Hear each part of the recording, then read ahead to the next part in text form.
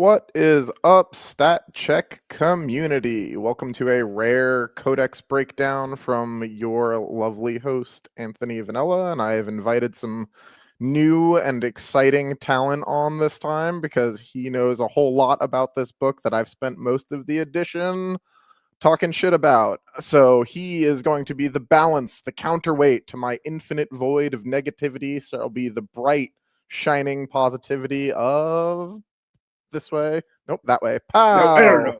Yeah, we figured it out. Woohoo! Woo! Hi, Pow, do you Anthony. want to tell us a little bit about yourself? Introduce yourself. Tell us why Oh, people should listen to you. I don't know. Yeah, I'm the man who has been playing this Codex despite Anthony talking trash every Tuesday evening. Because I like pain. Because I'm a fluff player, so I have to play the Codex that inflicts me pain and BDSM. Yeah, I live in Germany and I've been playing like a bit of 40k with the guys here. I went to this year's WTC with them, playing Drukhari because the pain has to keep on going. And I've mainly grinded Drukhari this whole year and a half since Sky Splinter came out. Like the moment Sky Splinter dropped, I called my mom from Spain and say, "Send me all the models right away." How was getting your model shipped from Spain to Germany? Was there casualties or was it mostly okay? So I have no idea how she did it. I think Okay. it's like mom magic. The Mhm. moment like I unpacked my raiders, everything was fine. The moment I moved the raiders from kitchen to like my work environment, I think Mhm. I broke like three or something. Like the flying bases all Yeah, yeah, just destroyed. whatever. Yeah. This is kids while you buy like seven raiders, so one can always break and Yeah, nothing bad happen. you have the Yeah. backup raiders. I definitely used to. I don't think I've ever played a Drukhari list, even in ninth, with more than like 3 or 4 raiders. I think I own 5 or 6, just because Yeah. they take damage, and then once that flying stand is broken, fuck it, just buy a new raider. Never mind. Yeah. That's definitely not the ecologic solution to yeah, Yeah, no, pure you can't. plastic crack. Whatever. All right, so yeah, so you were the Drukhari pilot for Germany this year. Obviously, Germany did quite well, coming in second overall. It's one of the better finishes they've had since WTC started, right? Since like WTC, I not think ETC. so. Yeah. To at Like the risk of greatly upsetting the old guard, obviously ETC oh does no, no. not count. But Yeah. No, no, we have to upset them. Like every time, like I can't say to Kayo that he's only like ETC champion and not oh, WTC. gross. He wants to hit me, but I enjoy those moments very much. Excellent. Yeah. So yeah, I'm obviously you guys had a great run. There has been a fair amount of change, but honestly, compared to how so much some other books have changed, Yeah. not that crazy, I think. Like from like a very high level point of view, like a lot of the stuff is kind of all there still. There's like a bit of extra strength and a bit of buffs and a bit of extra synergy in some places, but for the most part, the Drukhari Codex is not terribly different from the Index, it seems. Do you have Yeah. like any like 1,000-foot view perspectives on the Codex so far? Do you like it? I guess is the easiest first question. Oh yes. Yeah, so you're 100% right. And before, like you say, that Germany did well, I have to honor the USA. Best team ever, nicest people. We And try. yeah, you tore us a new one, like especially Sam tore me a new one. I did not. I Oh was no, just you did present. not. I was the great shield that the USA used to absorb the Chaos Knight Yeah. bullets. I remember like John saying like he cannot keep getting away with that, and like, oh, don't worry, he will not. Worry not, it stops now. Yeah. Yeah, but I will 100% agree with you that the general playstyle of Drukhari like didn't change much. Like the most core mechanics of like we have venoms and we can like do the party bus things Right. didn't change. The Scourge data sheet didn't change. Yeah, Like honestly, one of the least changed things in any book. That yeah, seemed like such an obvious thing that they were like, oh, that it was going to be like, oh, obviously this is going to change. Nope, just the same, yeah, down to the what a pain token does for them, the same. it's good. It's Yep. like I like it that it's like that way. Like 130 points is like fair, especially considering you have like Yes. realistic anti-tank weapons now and other data sheets. I mean, Yes. if you like playing with thin tough raiders with guns called ravagers, be my guest. But they're realistic now. Like you can shoot and kill stuff, I guess. So yeah, like from a top-down perspective, like the playstyle is different. You still have to adapt a bit to the playstyle, I think, because different attachment, different rules, but at least we got something. Like more rules are good, more thematic rules are good. So it definitely seems like in a lot of places for the most part they added not a lot of like obviously outside of like the obvious like things going to legends of things being like removed, but all of the data sheets that remained did generally get like glow ups or changes that seemed broadly fairly productive. Like one thing that struck me most in a good way is that I've been like an average Court of the Archon enjoyer since the drop, and it was like this kind of so how many rules can we stack onto one unit, give them full reroll, sit into wound, and then we do like fake damage that is totally not fake. So that was like a kind of a red button thing, which is nice, but now the units do what they supposed to do. Like it doesn't with the full reroll straight and wound, you just do damage in the random stuff, particular way. Yeah, it seems like in general they've given units more roles. There's less like anti-everything kind of going on. Like the way I kind of described it to the person that I played first on Sunday was that like Drukhari is very like, they're the dude in every movie, in a gladiator movie, that has two knives. He like slides behind you, like cuts your ankle and like stabs you in the hamstring, then gets you one in the lungs and then like one in the neck, and like maybe you bleed out from that, but if you don't, he starts to become in trouble. And that is very much what it felt like when I was playing it. So like the easiest first thing to go over is the army ability. That is the old power from pain. It is not the beloved chart I once remembered. No. It is the token mechanic of 10th. They kept them on their army roll. They did not pull an Eldari with this one and switch to them to something weird and new. They mostly kept it the same. So just reading what we got here, you get a pain token at the start of your command phase every time an enemy unit's destroyed, and every time an enemy unit fails a battle shock test. So these are just, you track them like tokens. They're in your little piggy bank on the side, and they use them for murder-related activities. I think one of the biggest changes is probably right in this next part, right? Whereas that being empowered by a pain token currently gives you one of the most insane buffs in the game period. It gives you 4 rolls to hit and an extra AP in melee, and that is very good.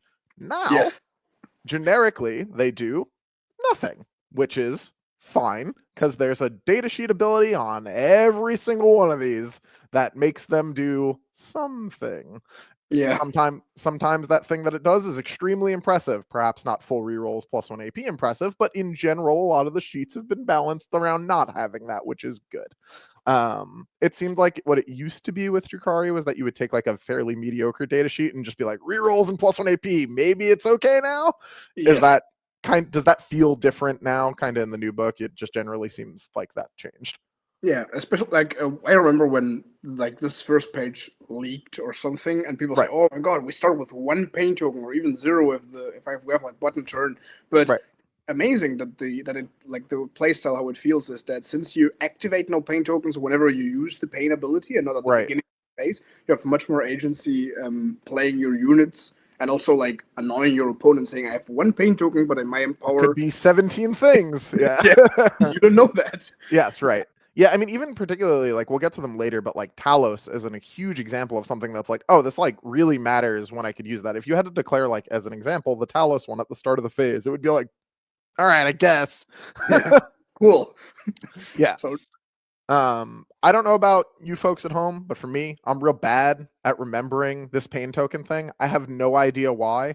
Maybe it's just like a reps thing, but I cannot for the life of me seem to remember that I get a pain token in every command phase. I'm 2 practice reps deep. I think I've gotten across the 10 battle rounds of Warhammer that I've played. I think I've gained 1 pain token in my command phase. Oh, that's good. Yeah. You're really. It should have been 10, and instead it was 1. But that's okay. It worked out fine, but there was definitely a couple moments where, so like as an example, like the 2 reps that I have were both played on Reaper's Wager, right?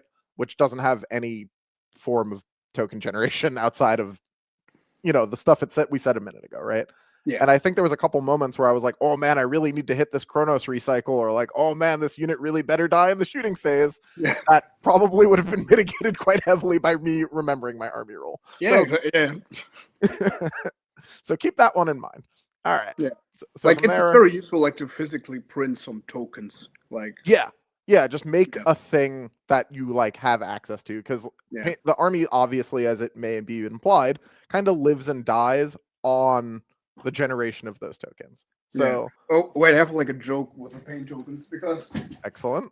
like Fred, like or genius friend, Yes. made pain tokens for me because like I have like a philosophy of like I don't care about anything, a bit of a 40k nihilist, so Okay. I'm fine with everything. So he had tokens made for me, like with my face and Excellent. a bread, like with a breadstick, because in French like pain is bread, so yeah, Excellent.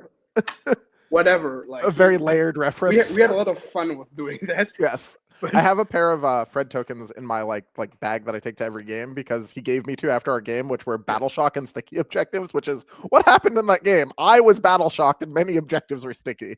yes. So yeah, so the way I think we'll probably go through this, normally if you were going to go linearly through the book, you would kind of go into detachments next, but I think the Drukhari detachments, more so honestly than most books, make basically zero sense if you don't have the context of the data sheets. So I figured we'll probably start there, and then you can kind of flow downwards, because a bunch of the the detachments are going to be like, why would you ever play this, until you like read a data sheet and you're like, oh, it has this buff. Now that makes sense. Yeah. So, Especially coming like from the index version where you say, why would you take more than one unit of witches that are not right. hitting Lilith? Why would you ever do that, you madman? Yes, yeah. A succubus in my Drukhari index? Ugh. So we're gonna start with the first one there, the new sculpt, the Archon. That new sculpt is baller. That new sculpt is sick. The little soul trap is awesome. Yes. So he is no longer one step ahead of his beloved Kabalites. He only moves 7 and not 8 now. I always thought that that was the funniest thing, is that he was literally an inch faster because he was a step ahead. So good. The Shadow Field didn't change at all. It's the exact same thing that it always was. He's still losing us time when we have to slow roll every single 2 up. Just there for, hopefully a long time, honestly. You don't want to just bin the first one, but in general, do you have any like high level stuff that like changed here that like really changes like why you would consider using him, or what you like, how you kind of interact with him? I think the most important thing is where the Vect aura, like the 12-inch +1 CP aura, went. It's no longer on the Archon. Now he's like a regular Space Marine captain with like extra weird pimp stuff, I guess. Yes. Yeah, and he has like this neat thing of making a unit in 12 not longer battle shocked. But yeah, I've only played an Archon in the cartel lists I've played. Okay. And I've been like struggling finding another use for him in the other detachments, to be honest. Yeah, I really tried to find ways to get him into the Reaper's Wages list that I've been writing, because Reaper's Wager is so CP hungry because the strats are so good. But a lot of the time it seems like him with a unit with the free strat is still only just as good as like Drazar is with no strat, just with the token. So it's challenging to like budget for that. It definitely reads like all of his melee profiles were written with the assumption that he had a soul trap rather than the soul trap being an upgrade, because they're all just kind of bad. Yeah, and why would you have strength 3 when you right. And then you're like, all right, I guess he gets to 4, which is 5 after he kills something, but we're really like stretching now to make him okay. And the Huskblade is good. A dev wounds, flat 3 damage weapon, good weapon. Do you see any reason to take anything other than Huskblade Soul Trap on this man? Well, you can go like the big brain full mode if you have to kill like Sacrosons or something, and take the Agonizer, put him in Incubi, then activate Death Wounds against infantry with 3 up. That's hot. That's cute. Yeah. That's very hot. It's cute. It's cute. It's exactly what if Custodes come back in a big way, beware the Agonizer and Incubi. Wouldn't it like to just damage 3 flat? Kills like stick better? Much better, I guess. Yeah. Much better. Don't worry about that. It's fine. Okay. Good. Yeah. All Custodes known for their -1 damage that they don't have anymore won't affect the Agonizer though. So write that down, folks. That's true. 11 edition. Yeah. Honestly, he seems like without the court existing, right? He's kind of like not lost his place fully, but he seems less valuable, right? The Hand of the Archon's a cute unit. It's probably got some uses in cartel like you were talking about earlier. Yeah. past that, we're not super motivated to take this guy because they've given us some epic heroes that can be taken instead, it sounds like. Yes, but to be honest, like in Cortel, he's very good, especially because all the enhancements only work on Archons, and you want to at least take one of those, and you need like the Archon Warlord to cycle with the free CP that you can cycle in your contract and stuff like this. In Real Space Raiders, he gives you a ACP, which is very good. Yep. So yeah, I guess we'll take those. Yeah. Yeah. It's not a bad data sheet. Yeah. Like, it's not it's a good data sheet. Sadly, because we need like to min-max everything like in a very weird way. Yep. I think the other named characters right now are a tad work out better. Yeah. Is it one of those things that you think points could fix? Like, he's not far off. If he was just like enough cheaper than the epic heroes, maybe it would be fine. Yeah. Maybe. Maybe. Like, I have no professional opinion on it right now, but yeah, just early. It's very early days with this book, folks. All right, next up is the great tragedy, the old homunculus. Oh. So I think personally, if they had left the Gorilla Boys, the Grotesques around, this guy would have a much more clearly defined role. Unfortunately, they didn't, and he can't join Kronos or Talos, so he just exists to hang out with Rax. And Rax are pretty cool. But they're cool. Are they take a man to res D3 plus one of them cool? Especially because since they don't feel no pain, big spoiler alert, and we're in like a kind of a marine meta, like right now, time of recording, and people like have some kind of damage 2 guns. So Rex die. Like in my head, they're very much like a glass cannon. Like they do way much damage that they should, as a humping bag of flesh that they are. So all of this trickles down to being with the homunculus being a bit weird. Like it's just not wrong. He buffs the wrong thing, right? They've made this like glass cannon unit that isn't actually very durable, and then he's like, by the way, if they somehow live, we res, and it's like, all right. And the pain adaptability, like getting a pain token of 4-up in your command phase is cute, but for less points, you can have like this thing, and every time you spend one, that guy's the hero. The unsung hero of the Codex, honestly, is the Kronos. Oh, the games I've played with too, I'm like, I really would like to keep 2. Yes. Yeah, like he's cool. He has a 5-up feel no pain. Like as an individual, is there any merit to maybe running him solo? If you have like multiple ways of forcing battle shocks, especially in one detachment, maybe he has like a use to just to maybe hop on and off Venom, spreading his -1 leadership aura. I don't know. In the in the good Coterie detachment, and our Coterie detachment, other than those cheap EC book where they get like some weird buffs, we have a very simple rule in our Coterie. Then he's okay. Like he's kind of mandatory because of some enhancements, but maybe in the other list, flex. Fair enough. All right. Next up, we got one of the new people. Oh yeah, Lady Malice.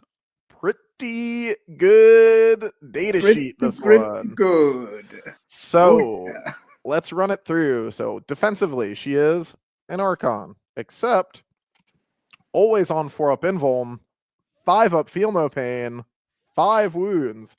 Genuinely kind of annoying to get rid of. People love to kill your elf unit down and then be like, oh, I'll just tank shock or grenade or insert random source of mortal wounds here. You're 4 wound, probably no feel no pain idiot off the stable. And with her, that is not how that works. Oh no.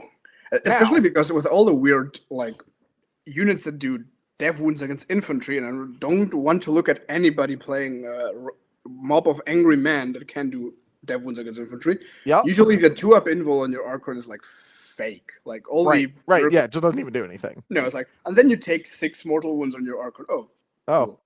Thanks. 6 mortal wounds on Malice might not kill her. It shouldn't most of the time. Most of the time. So she's got some other stuff going for her that is real good. So her weapon, despite being hazardous, that's okay, is 6 attacks, 2 more than an Archon already. Strength 5, 2 more than an Archon already. She's got that soul whip that soul trap hidden somewhere, and it's full. Exactly. AP 3, damage 3, Yeah. Innate dev wounds. Yes. Excellent sword. Great sword. Excellent sword. Most characters would love to have this sword. Yes. And then on top of that, just as a little extra spice, she gets 6 attacks with her funny fan, which sounds like nothing until we get to Incubi, who she joins later. Yes.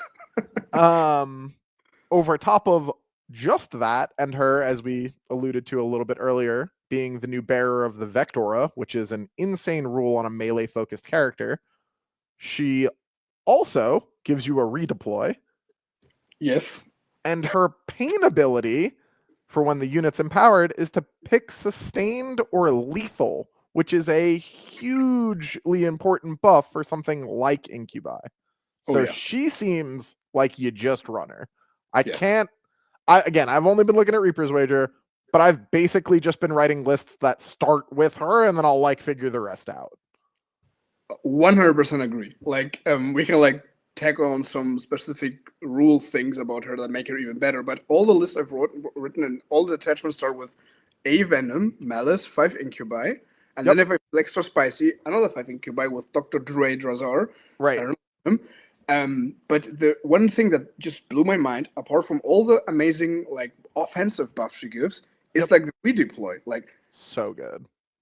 I have no idea how many times I have looked at 5 mandrakes in my army, deploy them at the front just to block a scout off of someone, and say, "Oh my sweet little boys, if I don't go first, you're dead. Bye." Goodbye. Yeah. And now you can just say, "I'm gonna play the infiltrate game a bit. Maybe I still leave you there and sacrifice you to the greater good, but no, don't have to. I don't have to." Cool. Yeah. Yeah. So that's very good. Especially it combines very well in other attachments, like in Cartel with infiltrating, sticky objective, definitely not tormentors, whatever. But also in the other ones, like Dark Lances, Drukhari have quite a few drops, but some armies still not outdrop you completely, but they make it awkward for sure. And then you would say, I want to put one Scourge unit in Crucible at one end, and then the other 2 Scourge unit at the other one, and then the opponent says, I'm just going to use one corridor where I'm going to throw all my tanks in, and Scourges are fast, but not that fast, and then you say, whatever, that firing lane is not mine. And the opponent says, okay, whatever. So very, very good rule on Drukhari. Very underexplored, I think, but very good. It combos super well with the new Reavers as well, as a small spoiler for later. The ability to deploy them on the line and be like, what's up? And then just be like, just kidding, they're actually back here, is crazy good. Just as a flex, because you still have to redeploy before roll off and stuff, but just saying, look, I'm gonna put the Reavers here and I move that much. Yeah. You make a big display out of pulling your tape measure out really far, and you're like, look, man, it can get crazy.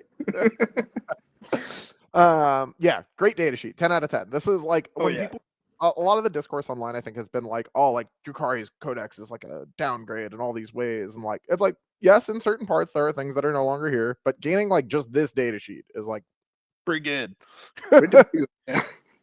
Alrighty. Next up in this little document is the Hand of the Archon. Yeah. You're going to have to explain this one, because I've read this data sheet once. I asked you if I should play it in Reapers, even though it's expensive, and you said, I don't think so. And then I never looked at it again. I'm a bit wary of the data sheets that take up an entire page. This is why I don't fuck with Deathwatch and stuff like this, because those are so complicated. And for complicated things, I have my PhD program to take care of that. So exactly. No way. But as an average court of the Archon enjoyer, this is a bit of the sad cousin that they gave us that. Yep. It's just how many rules can we stack onto something to make it good? But I think losing the full rerolls Töten to Wound that the old Archon gave us makes this kind of esoteric, Scary called it, bunch of crazy shit a bit less good. Cool. Yeah, that makes sense. But I can see a world where this is a big surprise unit, because having precision on a splinter cannon and a million of cavalry shots, and then certain attachments you can make that much better. Right. gimmicky, I guess. And this is like a classic unit of very cool unit because the models are cool. Like Right. you have a guy with a bird, so that's also like Amazing. great success models Yep. wise. Fixing a bit the points, tweaking the points might be a good solution. Having Scout is very good. Giving Scout to a character also Very good, strong, right? especially Scout 7. I think they get a little bit scammed by the Cabalite icon not Oh working on the yeah, whole unit. Like, what is that? Why is it the only banner in the game that's like this guy? This guy yeah. gets more OC. Because it's small. Why? It's small. Like the custodians like have to take it on a hand, two That's hands fair. sometimes, and they Yeah. just flex it on their back. But Yeah. There was something else about this unit that was really weird. Oh, the Stim Needler. That they're just like yeah, the first time they fail a saving throw. Why do you not get the agency to pick when the blank happens? Annoying. yeah. But yeah, this unit.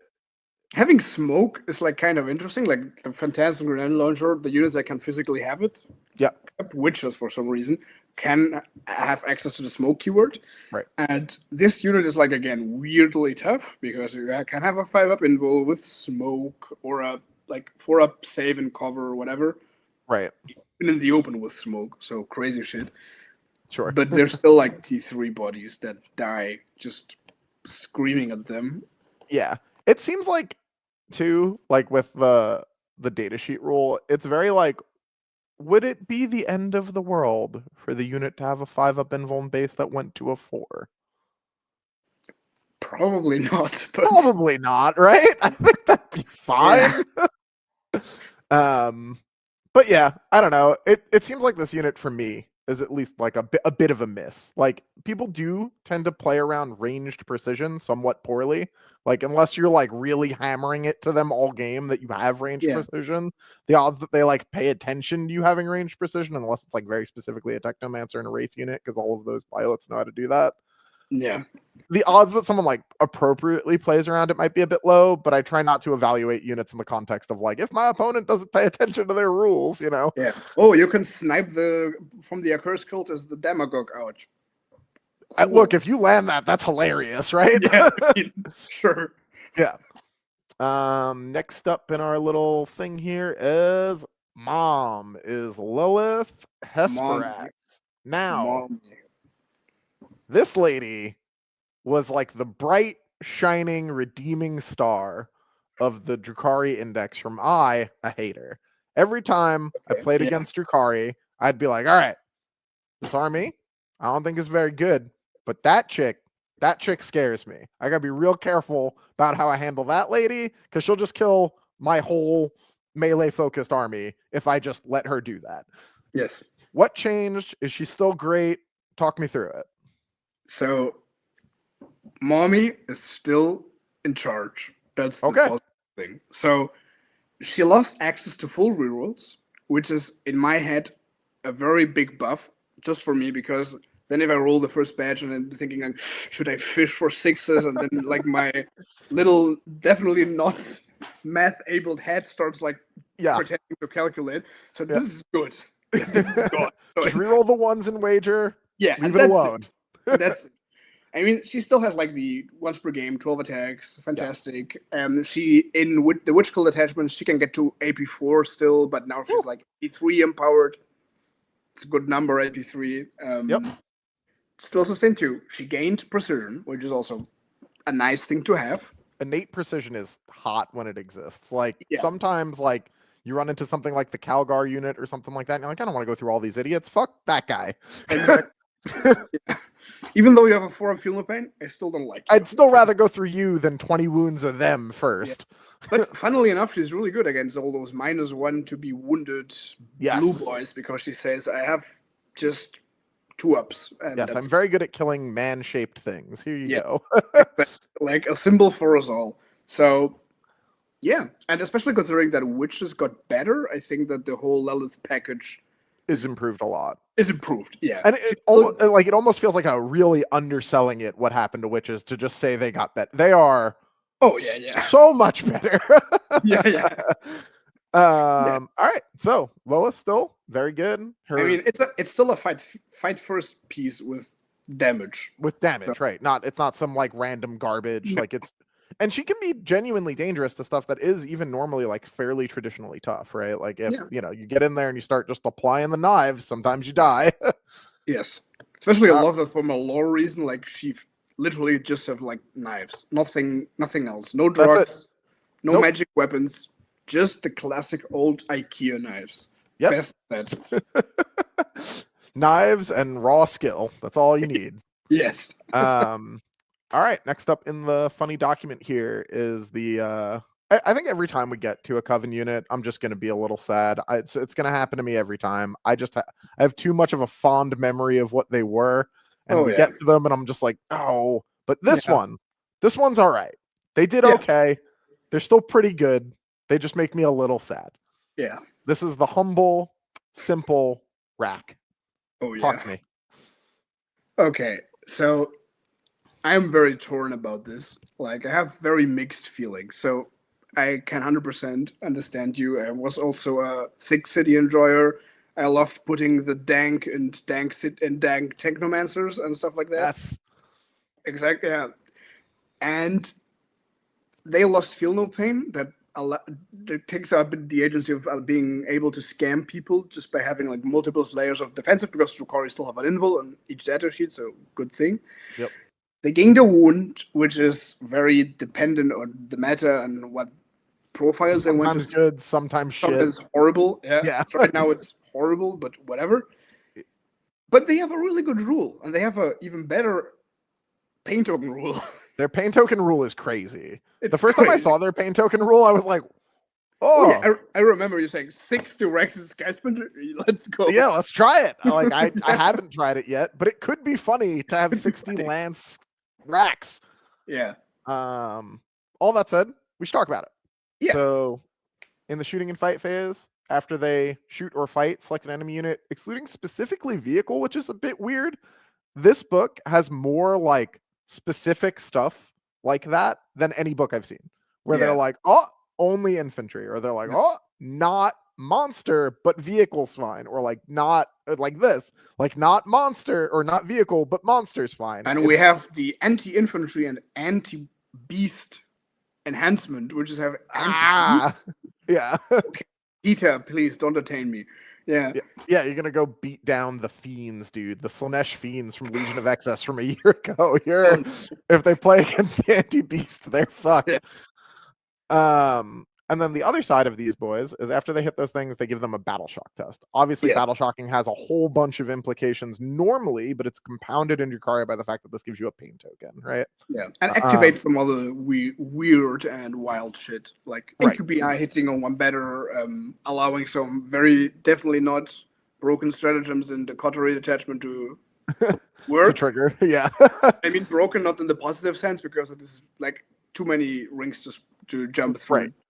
But anyways, yeah, Rex. So I think they have one of the best pain token abilities, right? If this was more common, I think this is probably broadly a flavor thing that GW could use more in like the evil factions, which is like get a lot scarier. Yeah. Hazardous though. Exactly. And they don't use that enough, I don't think, right? Like how is every world eater weapon not hazardous? You know what I mean? Like that type of deal. In shooting, they should have hazardous. Right. Yeah, exactly. I mean, they're not good at this. They don't know what they're doing. They're just spraying, right? It's the equivalent of this. I'm going to overcharge my bolt pistol. Yeah. Sure, yeah, they'll find a way. It's going to shoot a skull out. It's going to be crazy. So these boys, when you push the token into them, they either go to attack characteristic 3, which are base 2. Not bad. It's pretty good. Or you accept hazardous and you jump all the way to 4, which is nuts that you can just be like, here's a token, double your attacks. Oh, yeah. Now, if you were at home maybe thinking, but Anthony, they're racks. How good can their melee be? And normally, I'd be on board, and I'd be like, look, it's probably shit, except it's pretty good now. They get 2 attacks, that's secretly 4 attacks, that hit on 3s, at 4/1/1, so it's got a base AP, and it's anti-infantry 4 and twin-linked. What?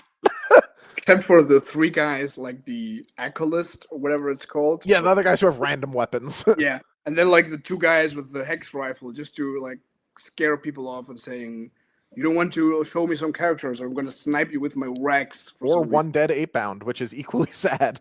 Oh yeah, If you shoot that one idiot dead, that's most of the rack unit's cost. Good job. Why did they put this thing on strength 8 now? Like, this is like quality of life changing. Yeah, it's crazy. So shooting 8-bound got better. Cool. Yes. They're genuine. It's a really good unit. It is the unit that I've been most confused by. I just can't seem to find a way to get it to fit into lists that I'm writing, because they're like they do so many things that synergize so well with the army. And then like I get to the point where I'm like, all right, I'm gonna add my racks, and I'm like already at 2100 points, and I'm like, damn it. Yeah. I mean, it's thematic, because they're always the ones that you're gonna cut in multiple. Right. Perfect. So, makes sense. I think they're really good. I think the thing that people tend to forget about them is that they're OC2. So like even though they're just shitters, it's really easy. The biggest thing that I've noticed with just like the handful of games of new Drukhari that I've played is that it is crazy good at denying primary.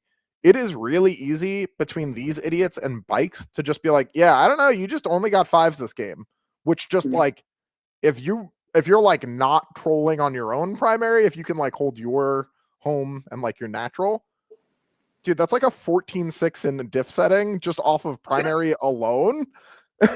And you also are playing like a rat elf army, so you have infinite activations to do actions. Yes. It like there are parts of this codex that I've definitely been like, oh, this is like really fragile, and if it goes wrong, I'm dead. But if you can keep, the gum out of your gears, scoring and score suppression, it's very good at, because there's a bunch more OC in this than you might expect from like, oh, I play aspect warriors all the time. It's like not really the same thing. Yeah, maybe I'm not moving as far as aspect with like hawks or whatever like is, but my unit, like if I take the 5 witches that I split with the venom, and the witches don't have anything, they have just like fists. Yep. And eat them, I don't know, like a million inches onto your expansion, and then I just deny you with OC 10. It's so good. And that unit like literally cost me 20 points, because the other 70 are the in the other squad. Yeah. So it's like fine. Yes. Okay. Yeah. And it is like, I'm a pretty vocal proponent of not being a trade boy usually with my like primary army and world leaders, but this army does it so well that it will be like people that are like used to being like, oh, I put up my JPIs and I have my combi LT over there. It's very easy to be like, yeah, this is gonna be a 20. I'm sorry, because your units still kill Marines. Yeah, very good. Very good. Yes, I mean JPIs, if they get access onto you, that's scary. They're gonna kill you, but that's everything, That's what the Talos are for, and we'll get to them in a little bit. Oh yeah. All right, so that's it with racks. They can take a bunch of weird guns if you want, but for the most part, I'm assuming you kind of live in like I take the hex rifle and maybe like either a liquefier or an ossifactor, and that's pretty much it. Yeah, like if I go run a 5-man unit just for the purpose of farming paint tokens, probably take 2 guns. I think just to not miss the 1-3 up. Right. So, yeah. Usually the hex rifle and the ossifactor, so you have like more range, because the other weapons are 12. So yeah. You can randomly like kill an 8-bound, and then you are happy, or a blade guard, but you're mostly hoping for it to just like get the proc for you, right? You're trying to just be like, no strats later. Yeah. But I mean, it's like an extra, like it's all benefit. It's like free real estate. It's right. good. So yeah, again, on what are they, 65 points for 5? Yeah. Like that's super cheap for a unit that like has army synergy, is OC2, has 2 wounds, which is not always trolling. It's okay. I'm not unhappy about them. Let's put it like this. I think we always like a bit sad that they don't have like their bigger brothers of the grotesques, but I think given the way the rest of the like rules have been kind of structured in this book, that a unit of grotesques could have been really exciting. But we'll just mark the single tear down our face and move on. That's okay. Positivity is the motto of this. I'm trying so hard. All right. So next up we have what used to be the simple backup dancer unit. Now Ascendant. Yes. Witches. Oh yeah. Talk to me. You seem very excited. So I'm let very it out. excited. Let's hear it. Write your manifesto about these girls. Yeah. So I'm just gonna read out the paint token ability, which is at the start of the charge phase, you can spend 1 paint token to empower this unit. If you do, so well empowered, this unit is eligible to declare a charge in a turn it advanced or fell back. Huge. Emperor's Children Army rule as a pain token ability. Crazy. I mean, I had to struggle and juggle with balls and CP and pain tokens and my little brain in Reaper's Wager to say, I need advance and charge with 2 units, but I only can do it for 1, and I have like 2 CP, and I need multiple of those. What do I do with my life? And here, like, yeah, it's inbuilt in your data sheet. 1 token. Have Boom. fun. Yep. Especially because it's in your charge phase, so the charge So phase good. happens after the shooting phase, so you Yep. can kill stuff in the shooting phase. It's not like this weird world eater thing where you declare your advance and charge before you roll the advance at the It's beginning tough. of your movement. Ooh, brother, Yeah. cringe. Yeah. So this is a very good rule, especially because the succubus, who, if you attach them and you empower the unit, you get both benefits, gives you charge rolls. Yep. Very good. So good. So good. Yep. Oh, I definitely also, just reading this data sheet now, realized I did something else that was dumb. I was playing Lilith Homies with just 3 gladiator weapons. Did not realize how much better that power weapon is that goes on the Hecatrix. That unit is so good. Yes. So there's from the output perspective, you still get like the regular Hecatari blade, like the regular witch blade. Yep. Losing the pain token ability makes her like not be able to get AP2. Sure. But it has 1 more attack. So 4 attacks, 3/1/1. That's not the reason why we take witches. You take for the other 4 models in the unit, Yes. like Hecatrix with a power blade, 5 attacks, anti-infantry 3+, AP2 damage 1, and the best weapon in the game, the gladiatorial weapon, just because all those shard nets and whatever flails that you threw out and clipped them out, now you can glue them back on, because each of those ladies, and you have 3 in a unit of 10, have 5 attacks, strength 4, AP2 base, damage 1. I could not believe they had 5 attacks. Yeah. I assumed I misread it the first time. Yeah. Because I was like, no, surely it's not just the same thing, but like +1 in like every category. Yeah. Wow, what a glow Oh, up. yeah. Wow, what a glow up. Such a good unit. And their no escape rule, is that the same or different than it used to be? I think it's the same. Yeah. Okay. That seems like a thing that shouldn't come up a ton until you play against an army that can fall back and act, and then all of a sudden it's like, goodbye, 1/3 of your unit for falling back. Yeah. Especially if you keep splitting witches, which is a good idea, and then you like have to focus, do I want to turbo kill the witches that do damage? And then you do that, and you turbo kill them. Then the other 5 witches from a separate unit hold you still, tagging you to deny you something. Say, oh, you want to fall back from me now? I guess. Yeah. Let's play the casino game of rolling ones. Yep. And it's the same thing with it's 1s and 2s, right? Desperate Escape is yeah. So and then again, same deal here. OC2. So if just like a couple of these chicks like tag the side of that objective, a lot of the times people objectives holders are not super on the ball about being like, I have a bunch of OC on this. It's really easy to just be like, no. So, and the price tag is amazing. Like for 90 points. So good. Yeah. I think this is one of those units that kind of has to be cheap though, because the minute they're expensive, it's like, all right, they really do just die to like a combi bolter kills like the whole all 10 of them. So just like, 100%. Yeah. Yeah. Except in melee, then they have a 4-up invul. And that's true. They're like scam artists in melee though. Like, exactly. you really might lose none to a combi LT. You know what I mean? If you just tag them, like. All right. Next up is the weirdest data sheet split so far this edition. No idea why they did this. Fair enough, I guess. Is the Scourges with Shard Carbines. And I get it. There was no use for a Scourge with a Shard Carbine before. But just not a thing I expected them to do.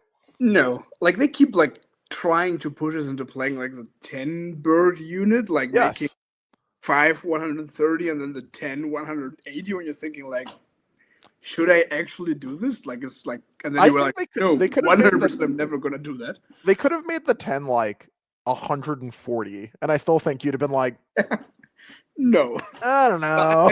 Yeah. No. Yeah. But no, they have, like, a use. Like, for all the people who, like, did magnetize their scourges. Now you can field them. Right, they have a job. A little And bit they of do have a job. a little bit of AP boost. Is it the way that I'm assuming it works until the end of the phase? Yep, of course. No one else gets to be GSC. Yeah. Or the Falcon, I think, is also right. Yes. Full Yeah, phase activation rules to wound and stuff like this. Yep. Yeah. I mean, it would be a bit bonkers if it would be for the whole turn, but hey. Have you written any lists with these in it? No. Me either.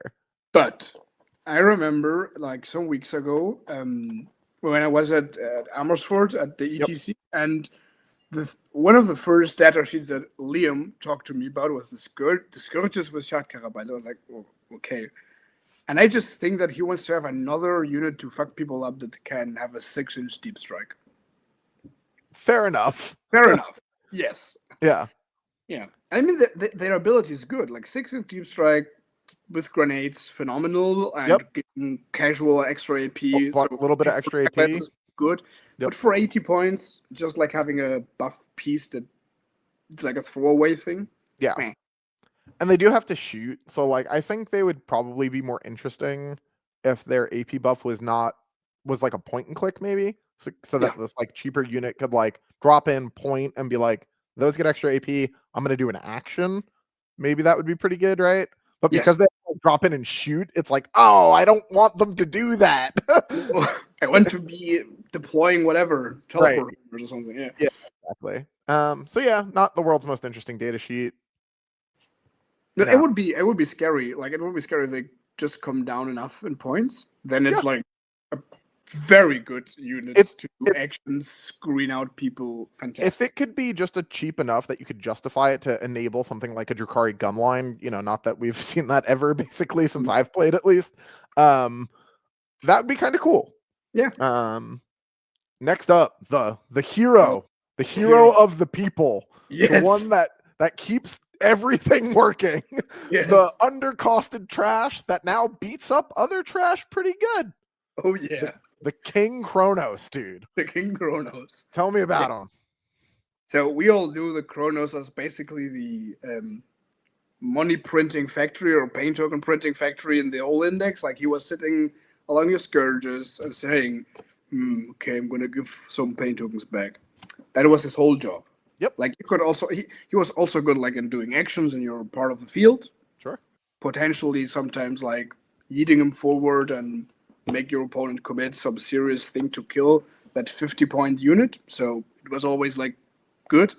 But now he gained rules, and slapping rules onto this thing is good, and pumping his melee damage to something like he was doing like 4 attacks. Dude, I could not believe it when I looked at his melee profile. What the fuck?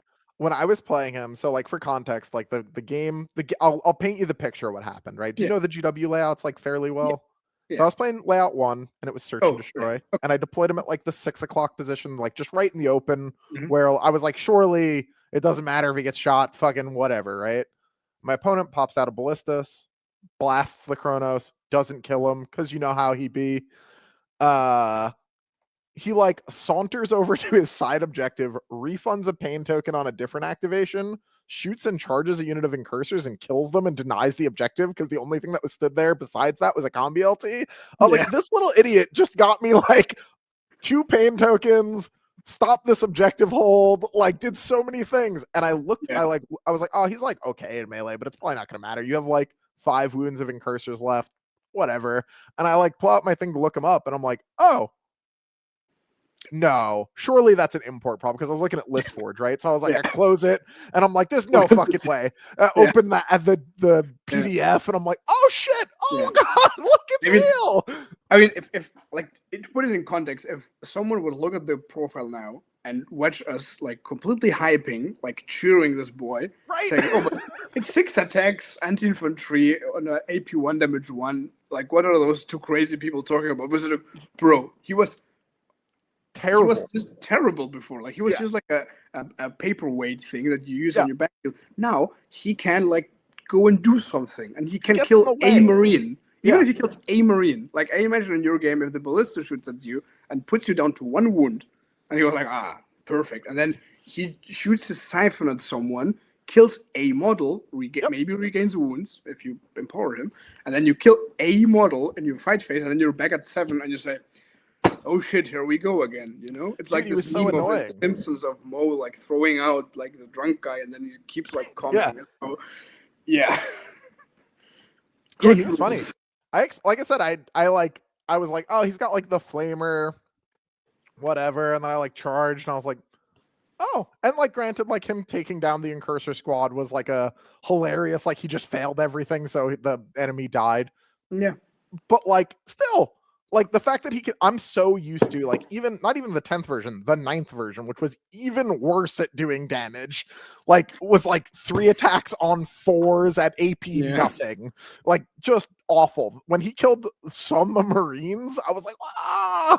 But yeah, he's really good. He costs like basically nothing. He's like some of the cheapest trash in the book, and he's a pain in the ass to get rid of. Yeah, nailed it. Especially like if you play like the sister or brothers or whatever they are of them, like the Talos, Yep. You offer them first the Chronos sometimes, and they do you have the answer to this T7 monstrosity, which costs 55 points? Yes. And usually the opponent says, "Yes, I do," and gives them to you, and then they shoot at the Chronos and probably kills them because for 55 points they're tough, but they're not like they're tough relative to their cost, right? They're not like for actual tough. Yeah. 100%. But then, like, the thing that killed the Chronos has shot at you, and unless they're Scourges, they didn't scoot back behind the wall, and then you can deal with that thing. Right, and then right. Alloy come off and be happy, or a bit happier. Yeah. I mean, the amount of times that I've had those Talos just... so in the second game that I played, I was playing in CSM, and I thought my Talos just like one-shot a Predator and shooting, and I was like, yeah, my boys! Yeah, it happens. Yep. Yeah. All right, so that's the proud Pain Engine number 1. Great job, solid unit. Honest to God, people are going to look at this data sheet and think we are so high, but it is. I promise you, when you get it on the table, this little shitter idiot is the best. Yeah. All right, next up, a unit that I desperately want in the lists that I'm writing, and also just can't seem to get it together to get them into it, is the Mandrakes. Oh, really? I've played 0 Mandrakes across 2 games, and I just can't. I don't know. Okay, interesting. Yeah, because talk to me. I've been like a 1 unit of Mandrakes enjoyer until Caillou, like Grandpa, once beat the shit out of me and said you need to play at least 2. I was like, okay, makes sense, especially like before WTC where the points came down, made sense. And as we talked with Malice, that you have like a thing of you can play now the infiltrate game without having to sacrifice a unit if you just don't go first and they just die. Right. I think that their uppy down ability is again a buff for stupid people like me because now you have to spend a pain token to do that, and then you remember it. So like, I forgot to do that. Good, but also that they gain deep strike and you place them in strategic reserves. Yes.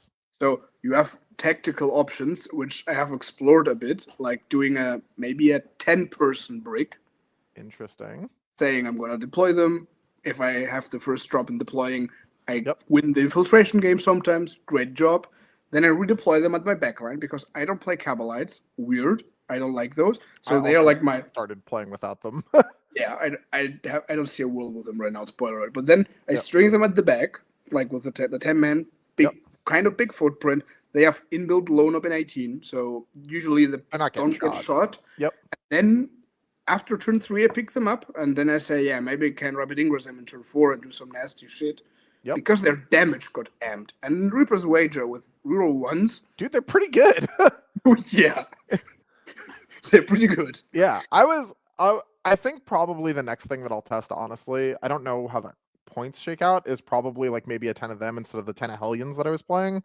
Because we're going to get to Hellions in a bit. They're good. I just have been disappointed when I used them, and I don't know whose fault that is yet. If that's my fault for having expectations that are too high, or their fault, maybe they're just a bit overhyped. I can hear Danny Porter screaming from Poland here in New York. But good. Yeah, I think maybe that's like a reasonable thing to try next, because like their shooting is pretty good in Reaper's Wager. And like their melee is also pretty good. So like maybe. I don't know.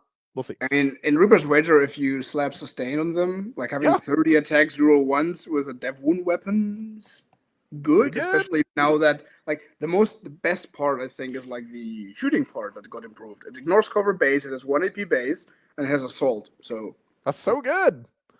Cool. Yeah.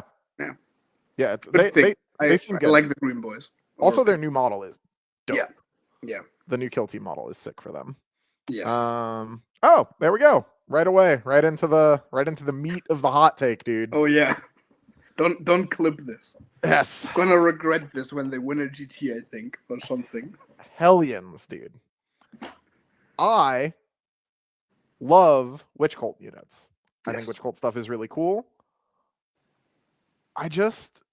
When I played them twice, they've been fine. But their datasheet, and even their datasheet, once you plug it into Unit Crunch, reads like it should just be like the destroyer of worlds, the ender of things. And they just, I get to the table, you roll a little low on the wound roll because it's still just strength 5 with Lance. And then they're only AP 1, and it's not hard for like all of a sudden you to be like, I didn't kill a fucking thing.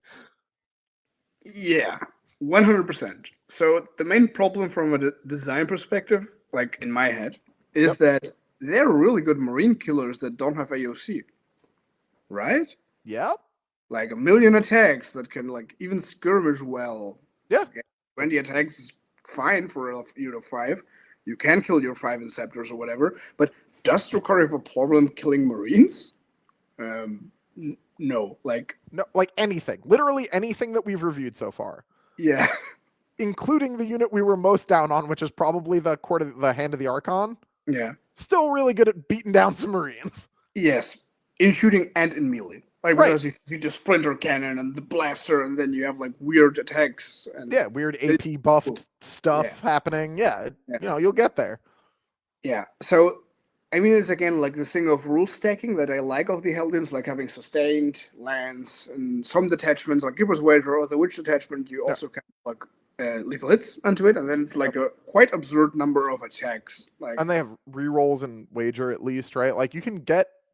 It seems like it should get somewhere. Yeah. I think you can kill greater demons with it pretty good. Probably. Question mark. Like going to strength 6 in the Witch detachment and then wounding them on 4s. Yeah. Will help from Lance as long as it's not the Guo, like... Oh, yeah. But we don't fuck with the potato, man. Like, yeah, we just leave him there and auto-see him with witches. Yeah. Like, you're stuck with me now. Yes, right. Yeah. Yeah, I don't know. Like, it doesn't feel like a unit that you can like just suicide away because the brick is quite expensive. It's not like the unit of 6 bikes, which will come later, where I feel comfortable in saying, "Booyah!" They can just go over there. That's totally fine.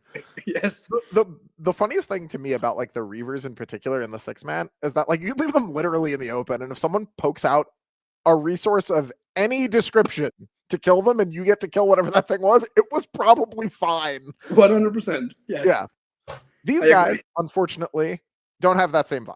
They're expensive more enough and bigger footprint enough that you really do, you want to get some ideally recursive value out of this, right? Yeah. Again, if someone just like blops a bunch of fucking Van Vets in front of you, those dudes are in trouble, you know? But if it's basically anything else, like God forbid it's 3 Sangard. Oh no. Then you're fucked. You're going nowhere and you're dying of the crackback. And it's like, Yeah. Like even if one survives with God Beware a character in it. It's over. Goodbye all 170 points of the 10 of you. Yeah. And again, it like I don't know what it is. Everything about this unit on paper seems like it should just be like the fucking Grand Slam, you know? Yeah. And just in the games that I've played, at least the 2 games that I've played, I've been like, every time. Yeah.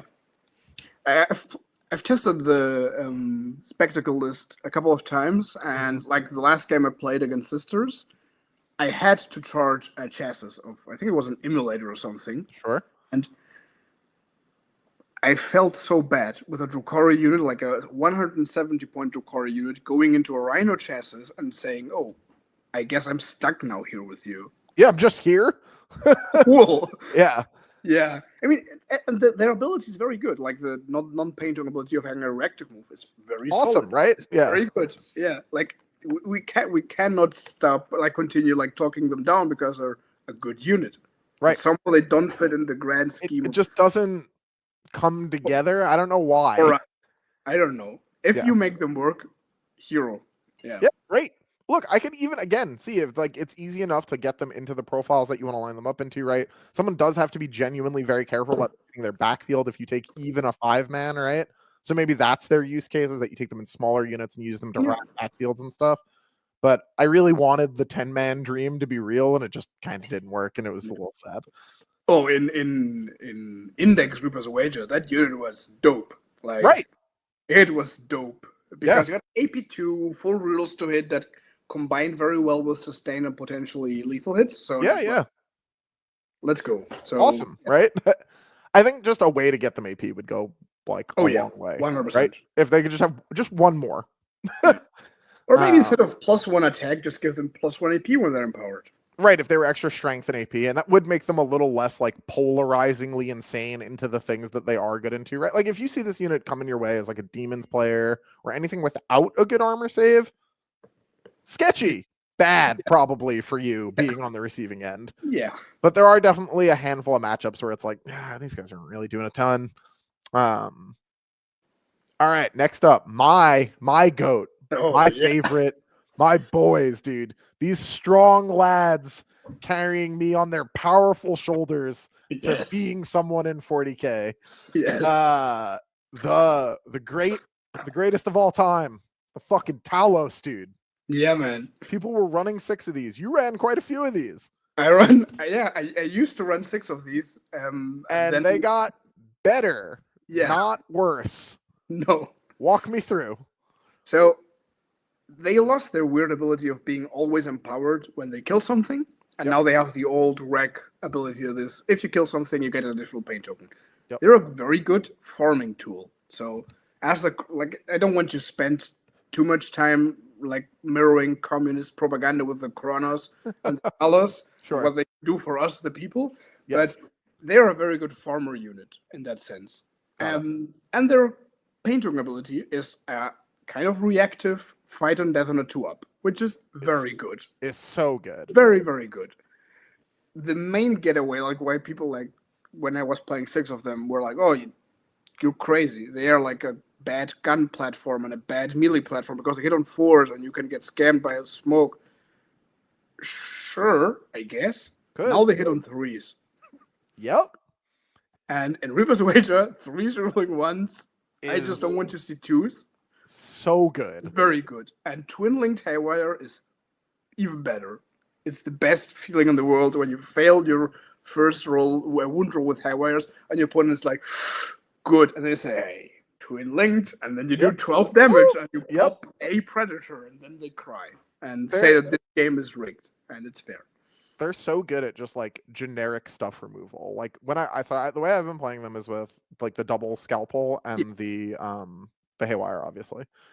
That double scalpel I thought was going to be like a bad meme that made me mad, and instead was just awesome. Like the first game I played it in was great right away because like I was playing against like company heroes, and the company heroes charged in, and they charged into both units of my Talos, and I was like, all right, token, let's see how this goes. And then you start to like actually activate with the scalpels, and you're like, dude, this is for like hitting on 3s, then wounding on what is 4s into the company heroes, like quite reliable. I like beat the company heroes down all the way to like Calgar Vitrix company champion before I was like done. And I was like, oh wow, that's so helpful.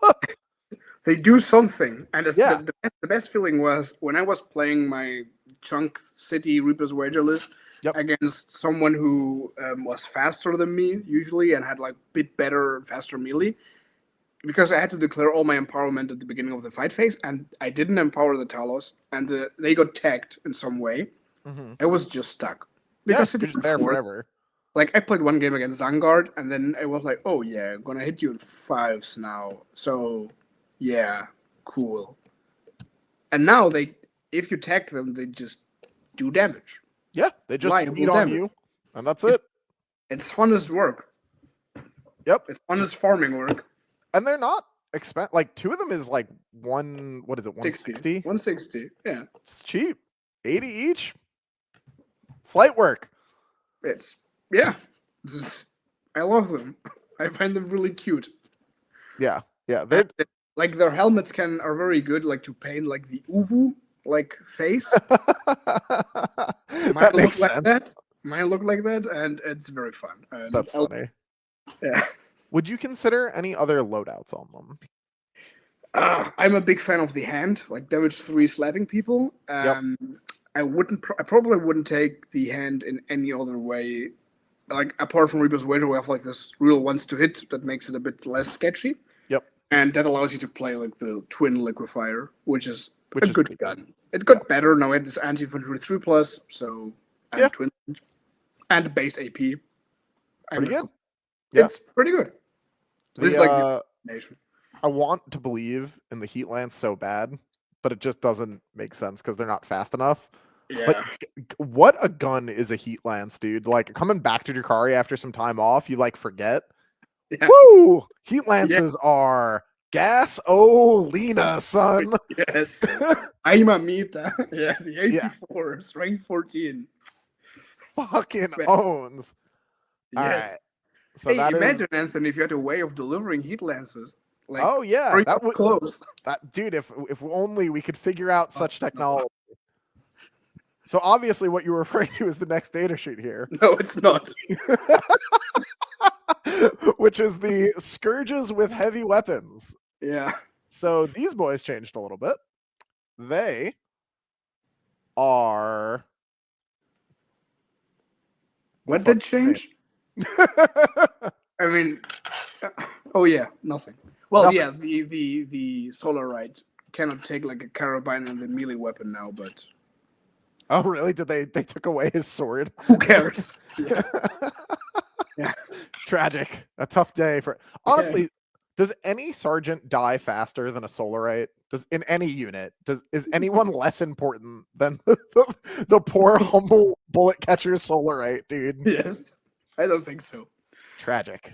I mean, just, no reason to take anything. I mean, you do the same shit you did with these before. If you liked Dark Lances before, you would take some just so you had range.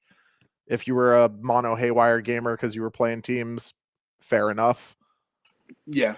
Even in teams, I think like the optimal loadout is in Reaper's Wager, obviously, because it's the thing played in teams, is 2 years of Lances, 1 of Highwire, because you can overwatch Highwires because they're range 24. And in Reaper's Wager, you can make 1 unit non-overwatchable. That means that you can activate the 3 units of Scourges onto 1 target, so it's good. Right. Except everybody's playing Knights, like Fred, and then I love tailoring the list with 3 Highwires and make him be like, please go away. Yeah. Please leave my house. But yes. I mean, in a world where usually from Index to Codex, the weird or very good data sheets get tweaked, I find it mind-boggling that this didn't change. They just completely skated. At all. Okay, I guess. I will say, if their version of the Heat Lance got to hit on 3s for being shorter ranged, I think you'd run that. I think you'd at least think about it. Yeah. Really? It's not because you have to be like still up close.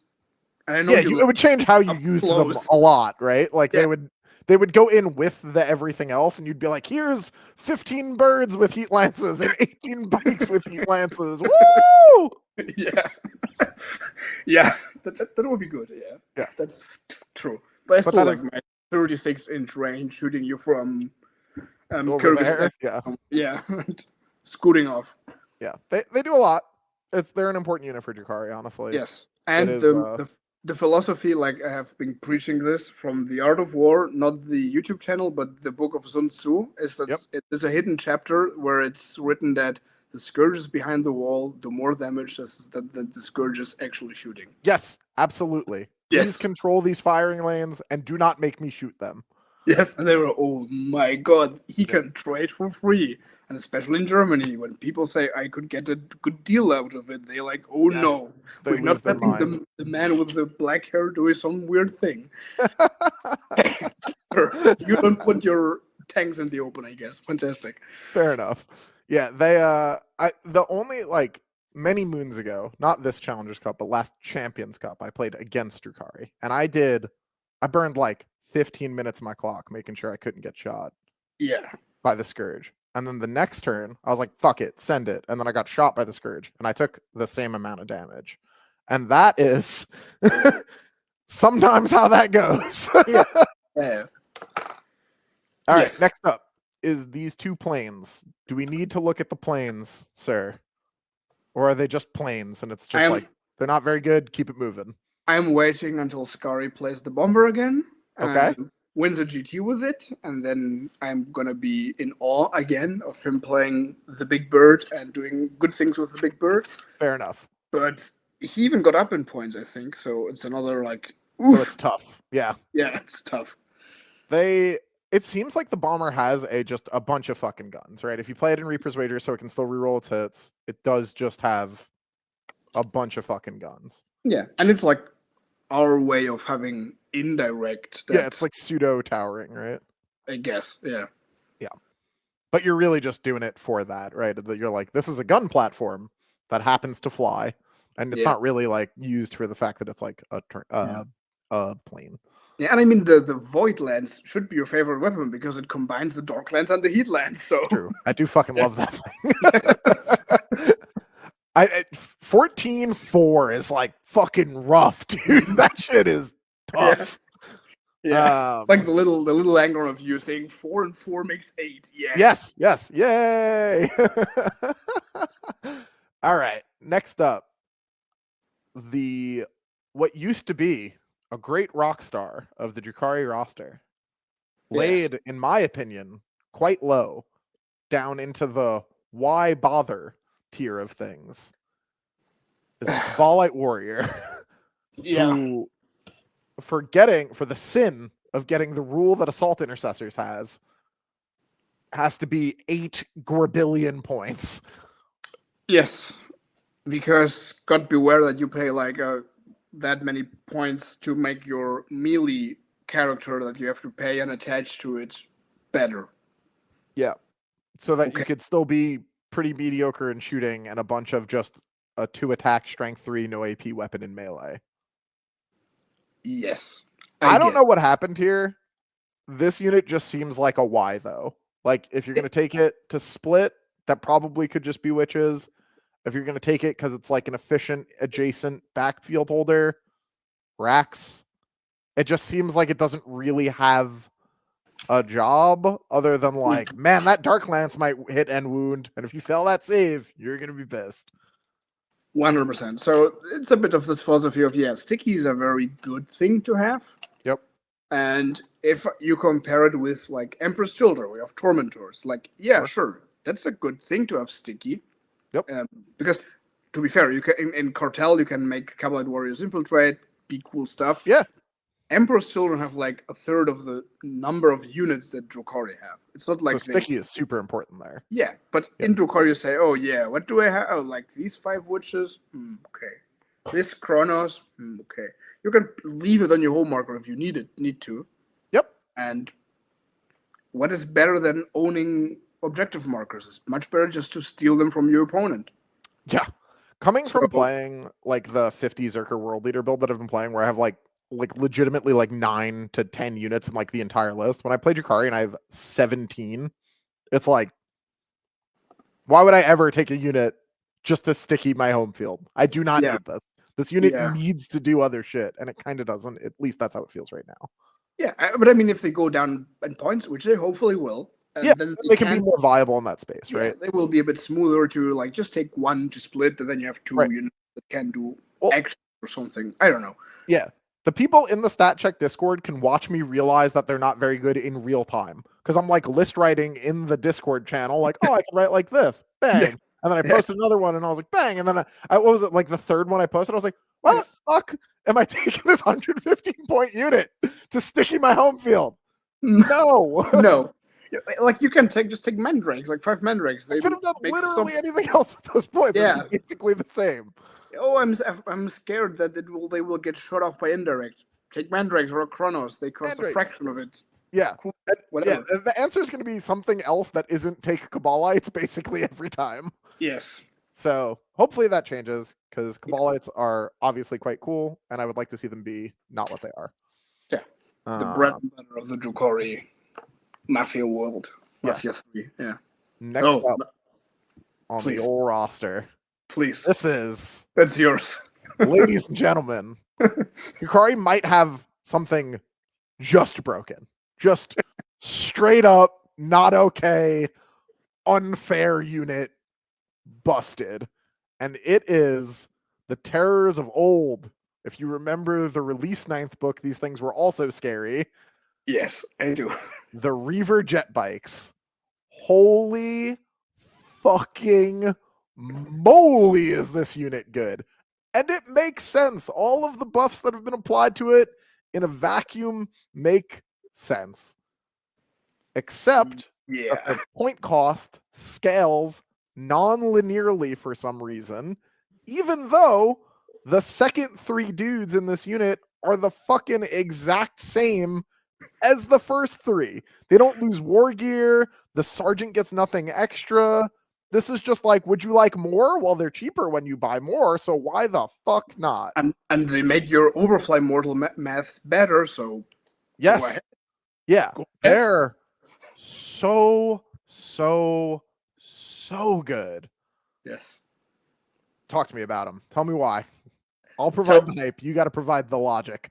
Yeah, I don't want to say they're completely broken because I don't want Josh or Nate nerf this to the ground. Please don't. Yeah. It's like a curse. Every time I see Josh the next 2 weeks, your points go up. like last Paracup I saw him, it was like, come on, please. No nerves. Nerves. Cool. Whatever. It doesn't have anything related. But movement 16, there are bikes. So good. Whatever. Movement 16 is very good. Like you can do the Pythagoras thing, like on the small WC ruins to say gonna lose 2 inches if I'm base fly. Oh, whatever. Cool. They have a heat lens, which is your favorite weapon. Love it. Since they're moving a lot, you can deliver them and be in melter range and have the juicy 3+ onto your D6 damage AP4 shot. It hurts so bad to get shot by these. Yeah, like when at WTC, I remember playing like 2 times knights, and I had a unit of 3, a humble unit of 3. Yep. I had to ask every time when I shot the unit of 3 into a knight and say, "Do you want to rotate iron shields for these 3?" No. 9 damage into your face. Just good boom. It's like, oh wow, okay. Yeah. So heat lenses are very good, and now the whole squad has the same melee profile, which is 4 attacks, 4/1/1 with lance. Lance is so fucking good, dude. Yes, they kept their overfly mortals, which got better because now if you advance, which is a very important detail that we need for later. A helpful tool that'll come up later. Yes, the advance thing will come up later. You can also do the overfly mortals when you advance. Very good. Yep. And their pain token ability is you chuck the coin in your little thing, and they go just advance flat 8. So good. Just move 24 and go. Yeah. And normally you would be like, oh, but after I do that, they're just stood there. Except bunch, every gun that they have has assault, A, and B, both detachments where they're great give them access to advance and charge. But only one. Only one. They can't in the other one. Yeah. Not the witch detachment, but who cares? Like in the witch detachment, you have something different that's equally as funny. So you can charge in the opponent's movement phase. So whatever. Right. It'll work. Whatever. It will work. We will get them there. Yeah. But this is, and the points are cheap. Like the 6-man unit costs 130 points. This is what the unit of Hellions should supposed to be, I think. Yeah. But for 130, this is a steal. I could not believe it. and they're OC2, Oh yeah, but and two of the dudes in this squad, if you don't care about doing more damage to infantry that you already overkill with the rest of your army, are AP2, which is so annoying. I think you will pick the cluster caltrops over the AP2, right? I picked the cluster caltrops for the first game and switched it in the second game and had Oh, no intention of going back afterwards. oh really? Okay, interesting. Yeah, because being AP2 and lethal for some reason is so good for the okay, so like I'll give you the Yeah. sales pitch, right? So Yeah. the thing that I think they're really like sneaky good at is taking down big shit. Because big shit in Warhammer often has kind of a shit save. Like there's very rarely something like very big and also has a 2-up. That's pretty uncommon, right? Outside of like the Silent King. And Space Marine big tanks. Well, like a Storm Raven, Yeah. like perfect example, right? You fly 6 Reavers over to a Storm Raven and you shoot at it. Do they bother using a defensive strat for essentially 2 shots? Maybe. Probably not. Unless Probably the not. storm lands. Right. And then you charge it and you wound this fucking thing that normally would be a giant pain in the ass on 5s, and then over top of all that, 8 of those attacks are AP2 with lethal access. Yes. Well, with inbuilt lethal then. Yes, that's what I'm saying. Yeah. And then the rest of them are just, lance boys. And it's real easy if one of those heat lance shots go through to be like, yep, start your turn with your bird on 3. That's scary to have to play around constantly. And yes, the only downside to making 2 of them have innate lethal and be AP2 is that you merely grenade someone when you fly over them instead of grenade with 2 rerolls. Facts. Yes, you're right. Maybe I'm just traumatized, or I'm still traumatized by when I play against Niklas, our demon player here in Germany, or when I saw him play and doing his weird things with his screamers, like doing the overfly mortals and then saying, no, I'm no longer in combat, so I can use whatever and charge you and move. And I was like, this is a very neat trick. I mean, you can still do that trick if you run the whole 18 over them, bro. If someone tags something at the front and you're just like, Air Force, go! Exactly. So I wanted to emulate the big brain of this beautiful blonde man. Yes. But I think you're right. I think more direct violence is better, so I will try them. It's just enough where it's like AP2 with lance and lethal is like, you're actually pretty good at melee, dude. Yeah, true. Yeah, okay, you convinced me. More violence is always good, like direct violence. Boom. Yeah. So, yeah, insane unit, genuinely insane. Like the move blocking, the movement, the auto-seeing on objectives, the shooting is pretty good. Just top to bottom, strong, good unit. Very good. It's like the Beastmaster isn't there, but now like he moved up to the evolutionary scale, like Industrial Revolution is over. Now he has a bike. So cool. Like the Razor Wing flock bikes that we talked about, like they have to be a thing. Yep. So, I genuinely so impressed by this unit. So good. Kills trash, chips damage into big stuff. Like for the death by 1,000 cuts playstyle and primary denial playstyle that Drukhari seems to be like pushed towards, you really could not ask for better than this. 100%. The point that I think it's worth picking your detachment based on what helps them.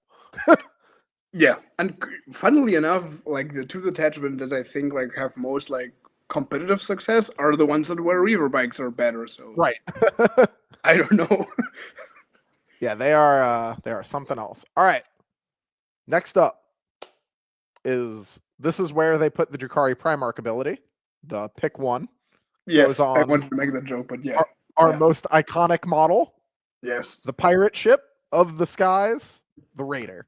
The Raider. Tell me about it. I've written 0 lists with 1 in it, so I had 1 in my Spectacle of Spite list. Tell me about it. Why? Yeah. So the Raider, it's like this long, very cute pirate ship, and being very long is very nice. That's what he said. But whatever. Not safe for work. So it has deep strike, which is cool. in some situations. It has still this firing tech. It has like a pain ability that we will never use, giving you rerolls with the anti-weapon. So it's so specific. yeah, Why? I guess. Yeah. Cool. So, and he has like a Primarch ability. So at the beginning of your command phase, you can pick one of 4 different things. Yep. Usually you pick them depending on what's inside the transport at the moment. So if you have Cabalite, Witches, or Rex, you pick the ones that are attached to that keyword. If not, if any Drukhari units are embarked, you can reroll advance and charge rolls for the Raider, which is okay. The thing gets spicy when you have any other thing. Like for Cabalites, they make sticky out of the transport, which is good. Yep. For Rex, they have this hilarious thing that now the blade veins and chain whatever do D3 plus 3 attacks, and they add +1 attack for each rack model you have inside the Raider. So it's very funny when it turns into D3 plus 14 attacks. It's like, yeah, what? yeah, D3 plus 13. I don't think the homunculus has the rack keyword, but if you manage to put a single additional rack from one extra idiot. Yes, perfect. One guy lived in a squad over there. I unlocked my full potential of the Raider with my. That would be good. But the thing I've been loving this is for the witch bonus. It allows me to disembark with witches 6 inches away from this model. Which is very good. So in my usual spectacle of Spideless, I split the witches, and the 5 witches that use just to move, block, screen, whatever, I put them in the elongated rhino. And then I can say, I disembark 6. I move my 8, and then I advance. If I really need to, I can charge, or if I have to do an action, whatever. Right.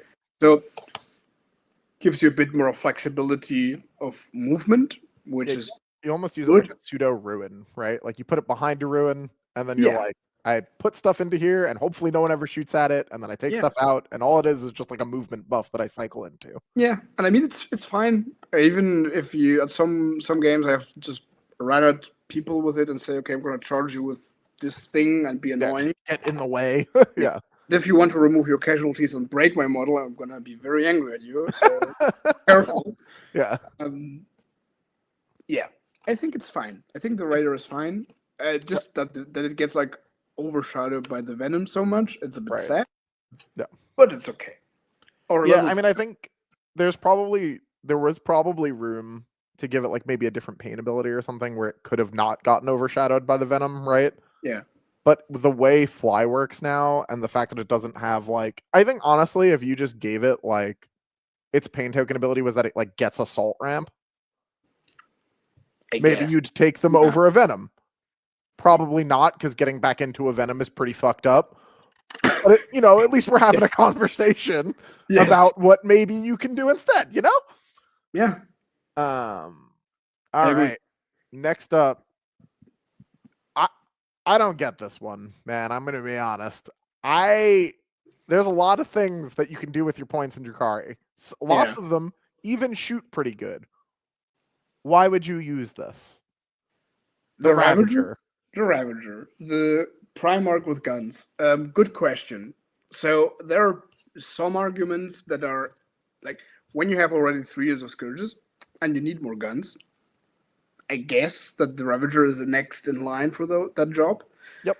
But they're in my Coven list.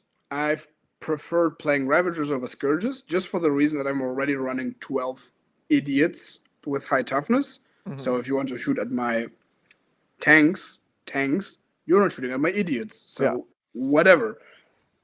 And I think their ability is kind of niche, but kind of good. It's this kind of suppression that also works in vehicles and monsters, which is okay at some points. And they are very like autonomous, that you don't need to spend a paint token for Scourges to give them full rerolls to it. Kind of just fly around, do their thing. Yeah. If it works, sick, and if not, whatever.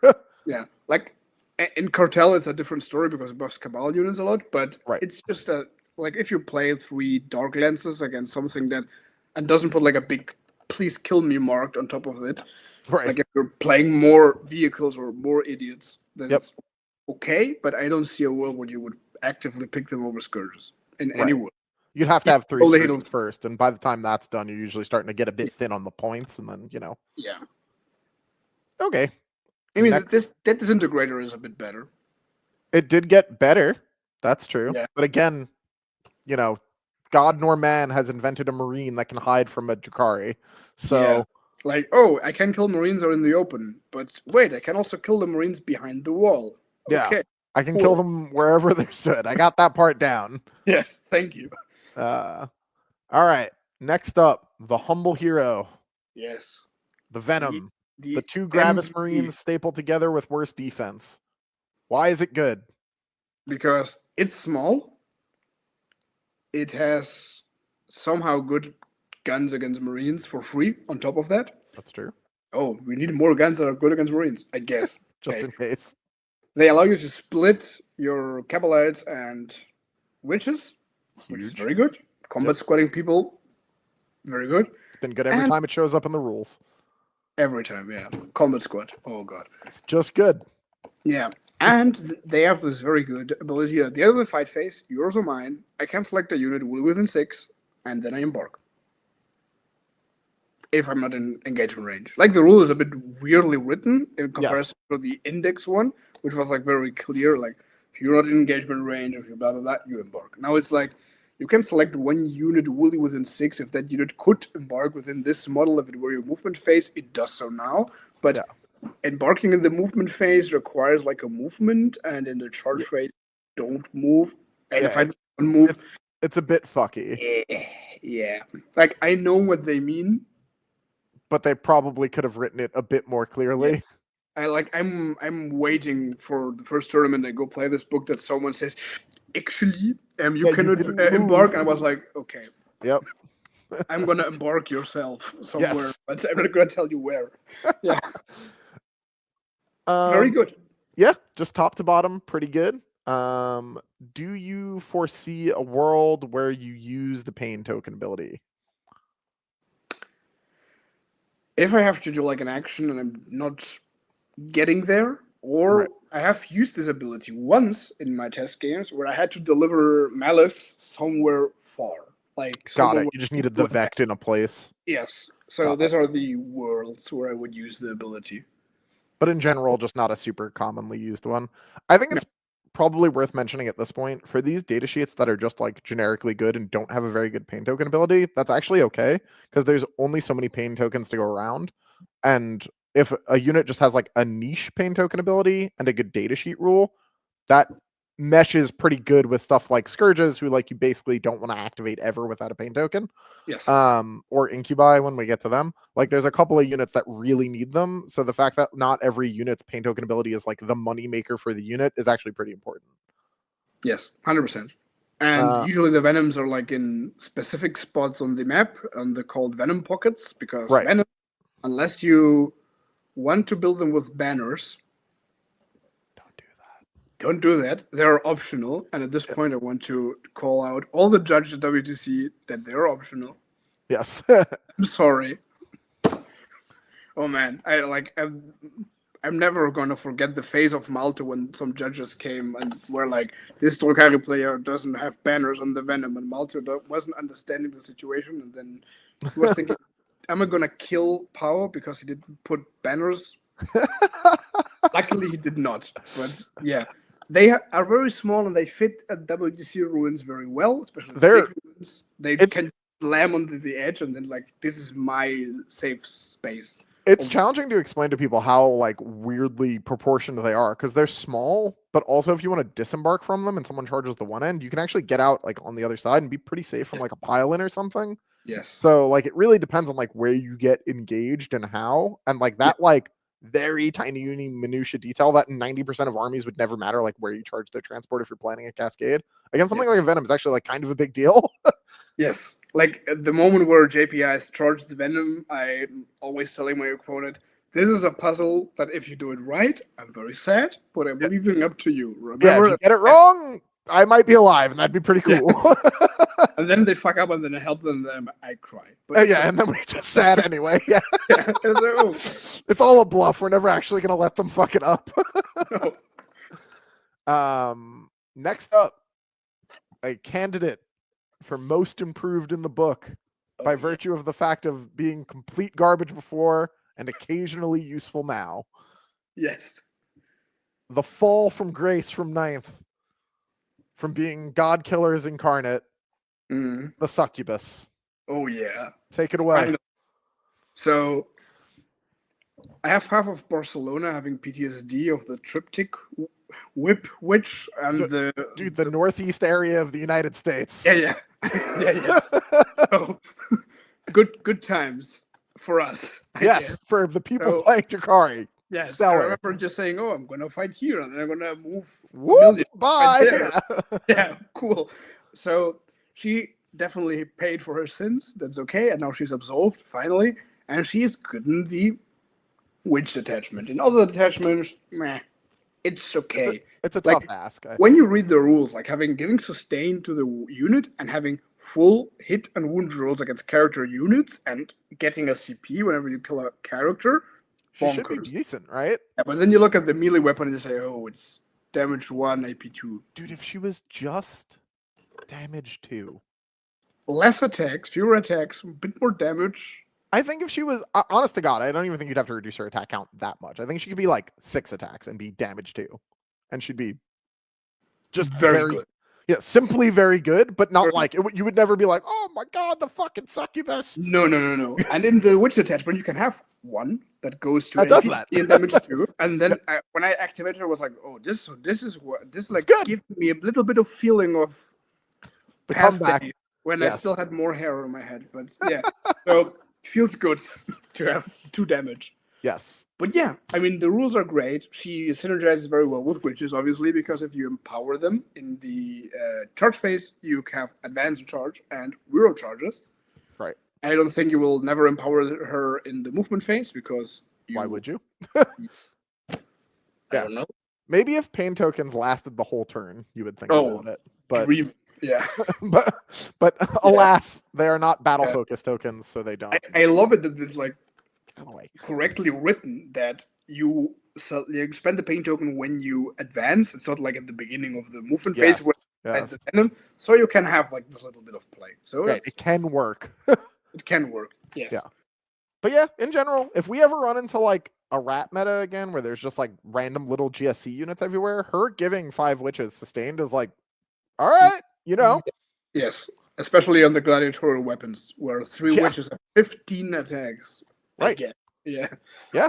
Same thing, like if an elf meta pops up, right? Like she's like genuinely quite scary to like other elves, right? Yes. But, you know, unfortunately she has to compare to an epic hero for the first slot in the list, and that's not going to happen.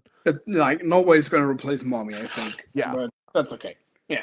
Speaking of epic heroes, next up is another epic hero who is near and dear to my heart. The first show in 40K that I ever had, you know, a little logo for each of us, and my representation was through this man, Drazar, the king, the true Phoenix Lord. Yes, the one and only. The one and only. Do Drukhari have the best set of epic heroes? They fucking might. Yeah, 100%. It's, if not the best, they're in the top 3, I think. Yeah. What a beater. Now, I don't know him super well in the index. I don't know how much has changed between those 2 points, but at least in his current rendition, in the context of how he played, when I've played him on the table, him with 5 incubi has felt awesome. Yes. He's been so good. So run him down, pal. So I've loved this man. When Skysplendor came out, even though like his lance ability or proximate wound ability became redundant in Skysplendor, I still loved him because he was a very good piece that just was good on his own. Yes. Killing there and doing damage. Because he had a twin-linked swipe profile and a dev wound damage 3, and damage 3 was very, very rare in the Drukhari book, and also in my head before I found the truth in our overlords, the Talos. So damage 3, very good thing. He gave the unit he was attached to +1 to wound, and he had this weird ability of flexing once per game, like killing, getting precision, and if you kill a character, you get D3 extra pain tokens. Yeah, he was the executioner man or whatever. I always told the joke that if it was your warlord and I got to kill him, I could rip the head off your model. Yeah, and take it. Yeah, it was a very fun joke for pro painters, I guess. Now he's just better. Like better. And it's weird because, oh yeah, he lost Twin Linked on his swipe, but he gained an attack on his Yes. damage 3 profile. Oh no, he lost 1 extra AP. I don't care. He has That's Death Wound. fine. Yeah, Yep. both profiles. Cool. His always ability of +1 to wound is now locked behind a pain token. All wonders, you will always empower them because he's attached to Incubi. So You also really want them to be empowered. big surprise. And he has like 2 other rules. He has my favorite rule, which is Pile and Cons of 6, which we all So love. fucking good. Killing something and then piling 6 back to the middle objective, and then being able to hop back into the Venom. Feels good. So good. Feels good. Like, the World Eater connoisseur will probably enjoy this a lot, but Big fan. It's a Big very, fan. very good rule. Yeah. Very good. And then he has like this casual executioner thing that if he attacks something that's below starting, he gets hit rolls, and if it's below, full wound rolls. Yep. It comes up often that I wished for. Yep. Because I was thinking, yeah, whatever, below starting things, but then you throw a grenade or you tank shock with the Venom, crazy thing.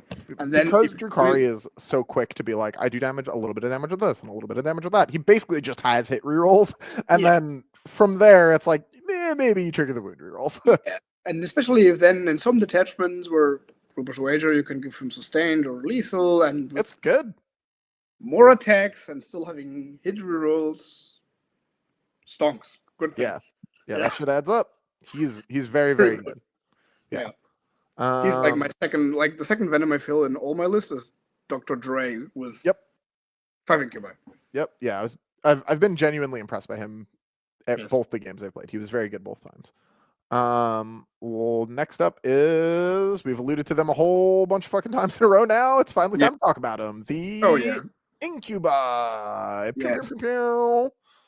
Funnily enough, my first boxes of 40k were like, cringe, a Farseer, a Harlequin Troop of Metal, and a box of Incubi and the Metal Archon. Awesome. So, these are very dear to my heart. Then I did the full L and didn't touch Drukhari for a while and played Eldar and other cringe armies. Yep. And yeah, but these guys, I love the design, like from every part of it. They're like whole aspect warriors, but made right. Made with cocaine and love. So the cracked spirit stones. They're great, dude. Yes. It's cracked for some other reasons. It's So they were good in the Index. They were good in Sky Splinter because they were a proficient marine and killer of a lot of stuff. Yeah. And now they're just got better at killing their preferred target, which is like infantry. And how did they do that?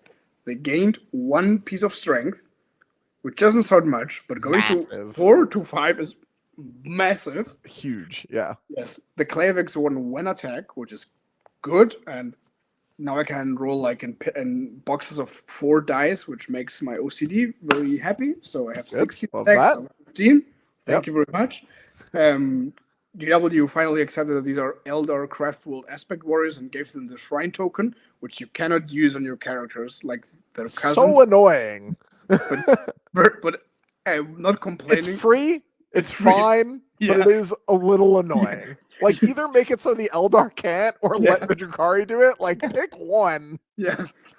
It's like we're really playing like this kind of party-going, drug-addicted, hedonistic style where we say, it's free, we're not complaining. Yeah. We like that. It's free, whatever. Yeah. Free's free cool. Stuff. If it's free, it's for me. It's all right.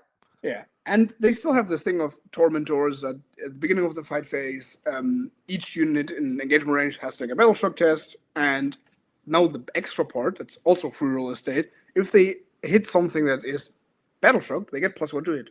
Which is sick. It's very sick. A little salty that they don't hit on 2 space, but I will accept a free hit buff. It is worth noting that being able to battle shock opposing infantry, which is again normally their preferred target, a lot of the times is like basically do double damage because of all the various like defensive strats out there in the world. The easiest example of this is the World Eaters.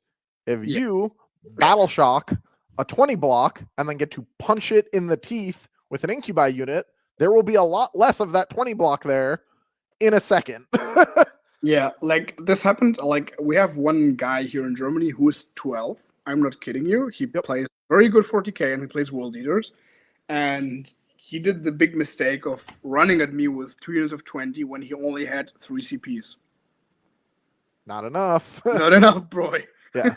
So either I can hit you with 2 units because I spent all my shit there shooting with rags and then charging you. Yep. You will fail one of 3 battle shocks. Cool. And then either you blood surge auto into me. You want to interrupt. I don't think so, because if you battle shock, you cannot do that. That's So just I'm not gonna gonna work. hit you Yeah. with 2 units directly, and Malice is spreading love for you to make -1 damage very unattractive. So yeah, exactly. Being battle shocked, especially for like small units that die on a whiff, Yeah. not being able to interrupt, It's very good. fucking huge. Yeah. Yes. And they have a pain ability that we didn't talk yet. Yes. If that you is empower them, good. you get death wounds against infantry. Yeah. I like this is like a mild hot take, but like I don't think that really needed to be infantry locked. It probably would have been okay. Yeah. But like I get it, you know? Yeah. To be honest, I think it wouldn't it would change a bit because there would be like the red button of doom with some combos, but there's still the red button of doom because most of the lists except knights, because knights are a fake faction, and I will die on this hill. Isn't there like a different game for people who played knights? It's called like a the Titanicus. Titanicus or something. Yeah. Like what the hell? So yeah, I'm just doing to annoy Fred. It's fine. So they kill infantry really, really good. Even better. Like people complaining, oh no, my AP3 is gone. Yeah, sure, you have death wounds. I don't know. It's okay. Yeah. Yes, it's good. All right. I like them. I like Incubus. They're great. I've been running at least 10. I could see very easily going to 15. I briefly played around with trying to make my Hellion Brick into like a unit of them with an Archon to like be my Rapid Ingress instead. Of that just got a little expensive. But yeah, that's it. That's all the data sheets. Let's do a quick sprint through these detachments. Talk about like how testing is going so far. I think we could like high level the detachments. We don't need to go through every rule. So have you played much Real Space Raid? Once. Okay. How did it feel?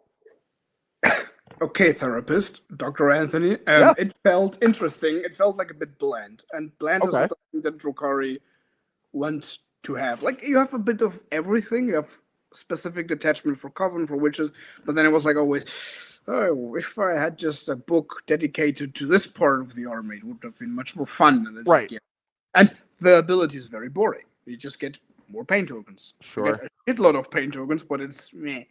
Yeah, I mean, again, in the detachment that I was playing, like, that doesn't generate any, with me forgetting to use the command phase one, I was still okay on pain tokens. Yeah. It just seems like you don't really need this, so we need another part of this to be banger. Yeah. I mean, the stratagems are fine. The stratagems are good. Okay. Yeah. Most of them, some of them, the good ones cost 2 CP. Sure, you have, like, CPU regen in this detachment. Fine. Sure. Yep. But it's not that cutting edge of doing enough damage or doing enough shenanigans that just doesn't get you over the line, really. It would be meaningful. But again, I haven't tested this like thoroughly because I was so hyped with the other shit that I wanted to play. So this one's kind of just fine, you know. Oh, there's a -1 damage to homunculus Coven units in this one. That makes me sad. For 2 CP. Oh no. Yeah, that's a heartbreaker, dude. I think that probably could have just been straight up the coterie rule and it would have been fine, but you know. All right. Talk to me about the Covenant coterie. Yeah. If you want to run 12 pain engines for 810 points, which is not a lot. That's not a small number. You want to play this, and this is funny as fuck. So I have had a lot of fun with this, to be honest. Okay. Because, like, when I told people, I want to play the new Drukhari book, come over to my place, I lure them in with candy and, like, Brazilian coffee, and then they see, okay, 12 pain engines that are way tougher than they look, and then you have, like, this Chronos regenerating bullshit that you do, and people hate me, and then they say, yeah, this is fake, this is, like, not Drukhari, this is something else, and it's true. Like, when your last cannon wounds my Chronos, my humble Chronos on 4s, and then I sticking like my arm, my tentacle arm somewhere, so to get cover. And if I'm Yes. really, really spicy and pop like AOC onto them, because I have AOC in Drukhari. It feels good. I have a Whee! 4-up against the last cannon, and it's like, cool. Yeah. Even if you kill one, it will regrow it. Have fun. Yeah, thanks. Yeah. Oh, and the So, best part was I was playing against CSM like a very casual list, and somehow I managed to battle shock Abaddon, and then I charged with 2 Chronos. To be fair, he was at 5 wounds because X rifle went through his skull, but but I was like, my tentacle monsters are gonna transform Abaddon into his worst hentai dream, and then I just dev wound him to death. Felt very good, very unlikely, but this just made my heart go, ah.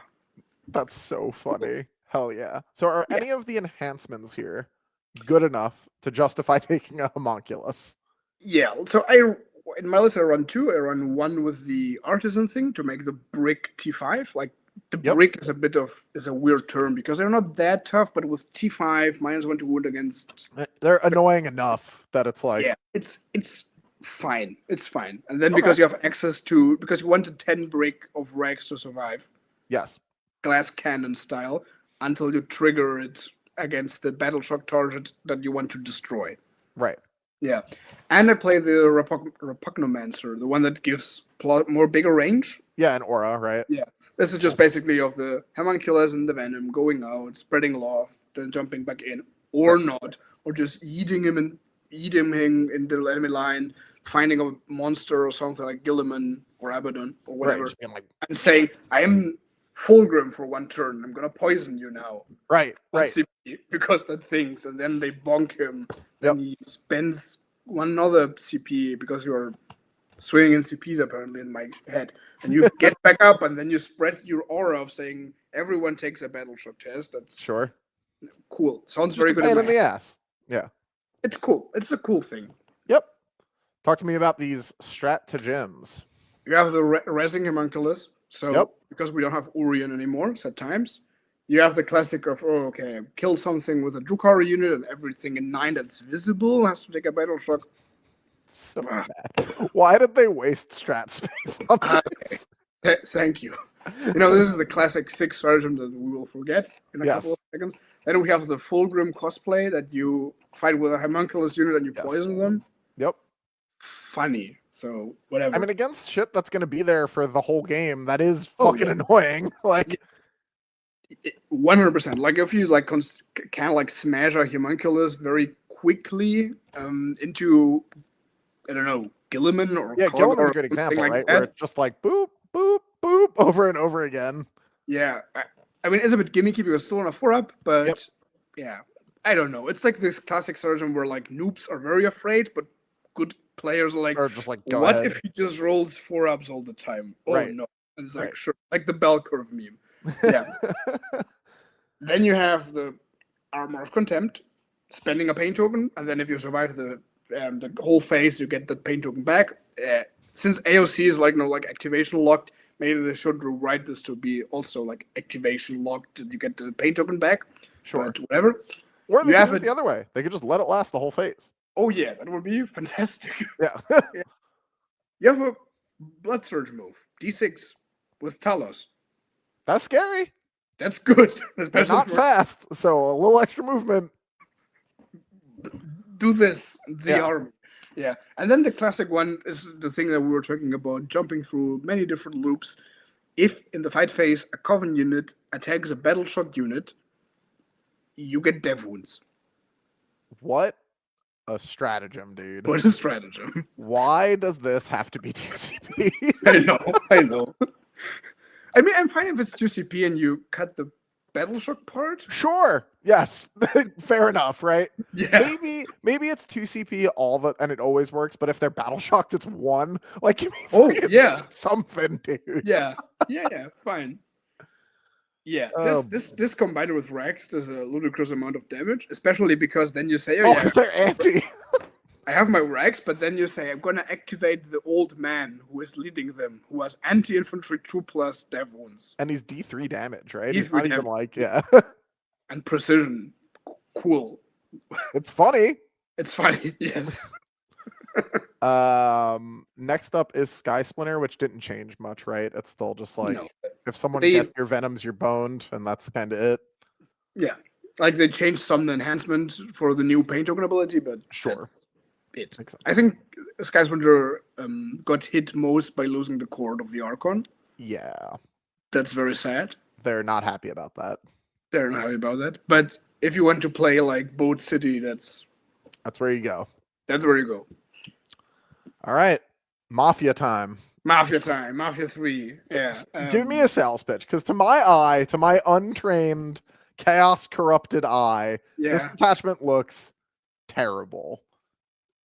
Why is it not terrible? So this is the stratagem. The detachment that when I wanted to play it, like test it out, I was a bit reticent of it because it looks complicated. Like a lot of text, and I don't want to read text. I want to kill people. So I had someone had to explain to me, and it was good. Then I learned it, and I said, okay, it's fun. I mean, I love the name of cartel. It makes me feel like Pablo Escobar 2.0, but it's right. Fine. But the rules, like first of all, the detachment rules are not like written in a coherent way. So, like the trophy hunter contract works only against the contract unit, but the other ones work against army wide. Okay. Yeah. Why? Yeah, I think this is a good detachment for a gunline Drukhari unit because your guns, like your things with guns, are either blades for hire, scourgers, or ravagers, which are cabal. Okay. And this is fine, I guess.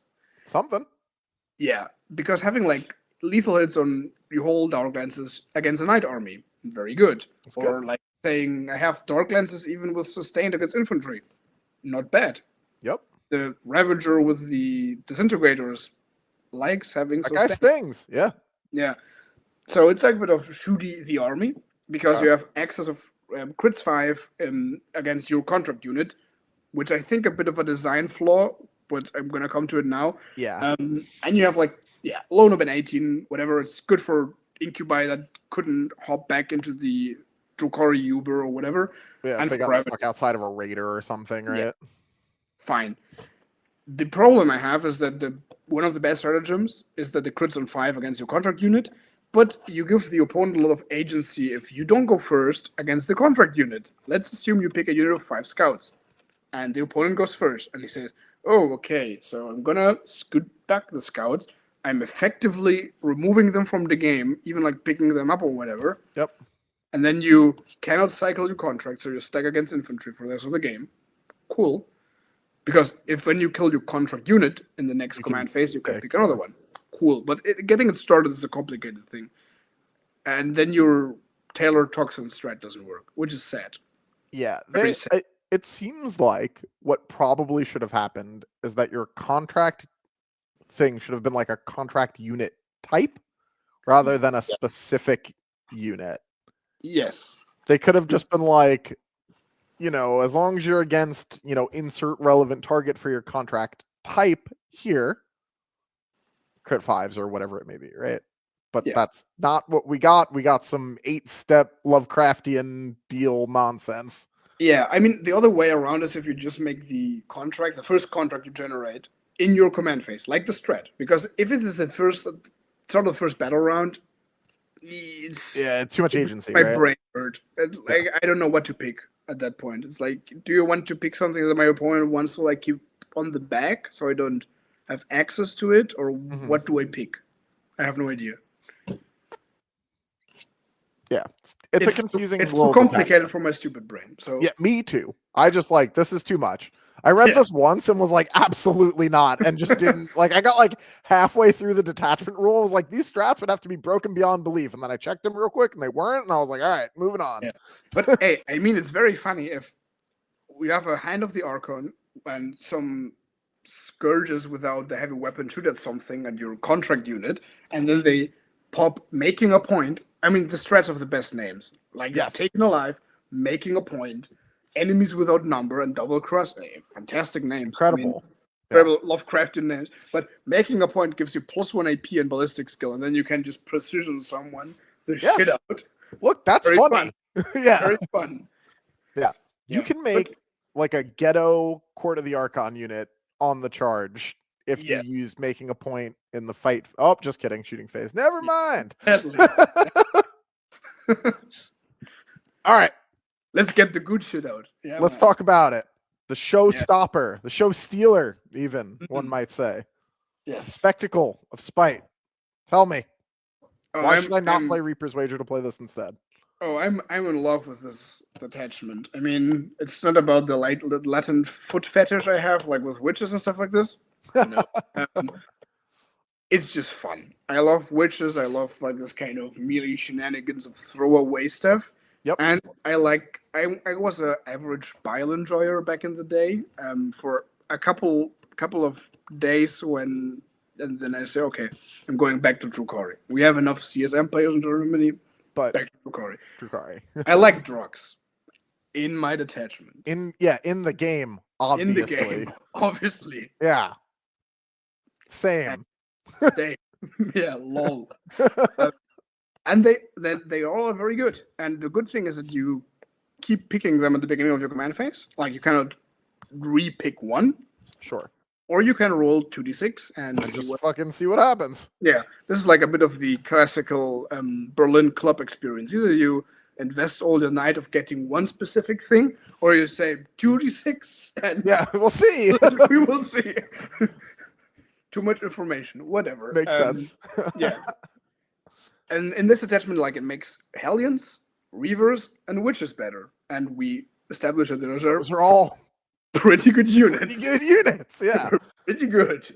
Yeah. So the drugs range from +2 movement, which is, I thought it was very good because coming from the bile perspective, but you move so much that the 2 feels like anecdotal sometimes. Yeah, but it's not always. A smaller relative increase, right? Like making CSM the same speed as elves is like, oh shit. Yep. Making elves move 10 is I mean, just put it in the bike's perspective. Like going from 24 to 26 is fun. Yeah, but it basically never matters. Yeah. But I mean, it matters if you really have to steal that objective. You look, right? You're like, you check, measure. I'm gonna pick that. Cool. Fantastic. Yep. You have like the classic +1 toughness, which is genuinely, I was surprised of how good that was. Especially every once in a while, that's just -1 to wound. And that's pretty good. That's pretty good, yeah. You have +1 strength, which is also pretty good. That gets you over some important basic break points. Witches wounding Marines on 4s and the gladiator weapons on 3s. And then you have like +1 ballistic skill, +1 attack, both fantastic. Weapon skill. Then the last one, Splinter Mine, where everybody says, "Oh my god, this is horrible." Like this, also in Bile, right? When you get the ballistic skill, and then you're dead. But if you play it the right way, and the right way is playing 18 bikes, you're not mad when the heat lance hits on 2s. It's 100% right. Not mad. Yeah. I feel like this is one of those things where you'd like roll, right? You'd roll and you'd hit ballistic skill and something else. And at that point, it's like, all right, fuck it. That's fine, right? I don't think you're ever going to be like, pick ballistic skill. That's probably not going to happen. But, you know, it's not like Bile, right? In Bile, you have Possessed. You literally have no ranged weapon. And if you hit the ballistic skill, that you get that roll once, not at the beginning of each turn, you're kind of just like, fuck. Yeah. All right, tell me about these enhancements. Which ones are the ones that you use? For Macrophags and the Periapt of Torments have very cool names. I mean, I love denying Overwatch, to be honest, but in this attachment, I prefer that people Overwatch me, just for them to make them spend CPs. Right. For maybe a bit more if Malice is right. And 100%, if I can't find the points to put the 3rd Succubus in, this no Overwatch thing, it slaps very good. Yep. But I play the Corner Shard. Yep. Giving the classic once per game fight first, which is basically all the time fight first, because it lives rent-free in that of your opponent. And they just never trigger it, and then it's just always there. Yeah. And the classic +1 damage and AP. Like the Berserker Glaive, like kind of Berserker, making me go back to the times of the Triptych Whip. So, good thing. And that with one, the Succubus does damage. Yep. All right. The stratagems. Off the rip, starting with a beater, dude. The 2 CP guaranteed fight on death. Yes. So this detachment is 2 stratagem that costs 2 CP. And funnily enough, I have run into the situation where I had more CP than I was expecting, just because of how aggressive I was playing my Sure. Chusakabi, Mhm. because they get CP if they kill a character. Yeah. Yeah, it's fine. And having the option of saying 2 CP, guaranteed fight on death, very good. So good. Very good. Yep. Like it's not more like the opponent does like 4D chess gymnastics to go around the fight first of Lilith And then gets there, and then you're like, all right, cool, fight on death. yeah. Thank you. Cool. Yep. Yeah. You have the thing of charging through models, which is very good. Great. Yep. Very good. Then you have lethal hits on any Drukhari unit in the fight phase. And if it's a witch unit, not Hellions, sad, no bite, Specifically witches. sad, specifically witches, plus 1 AP as well. So That's also pretty good. Yeah. pretty good. Yeah. I mean, the way Drukhari works, right, is that like them making these detachments too specific is like kind of trolling, because like you can't make 2,000 points of like each of the columns of Drukhari, really. So having a stratagem that is like, hey, your incubi can be lethal or whatever, like random support piece you take because you can't get to 2,000 points of witches, really, or you could, but it'd be kind of trolling. Helps a lot, right? Yeah. Yeah, and especially this, because in my spectacle list I have the Malice combo with Incubi, Right. and then I say, oh, if I really need to overkill something, I can just say lethal and sustain. Yeah, lethal sus, dev, like, go. Cool. Yeah.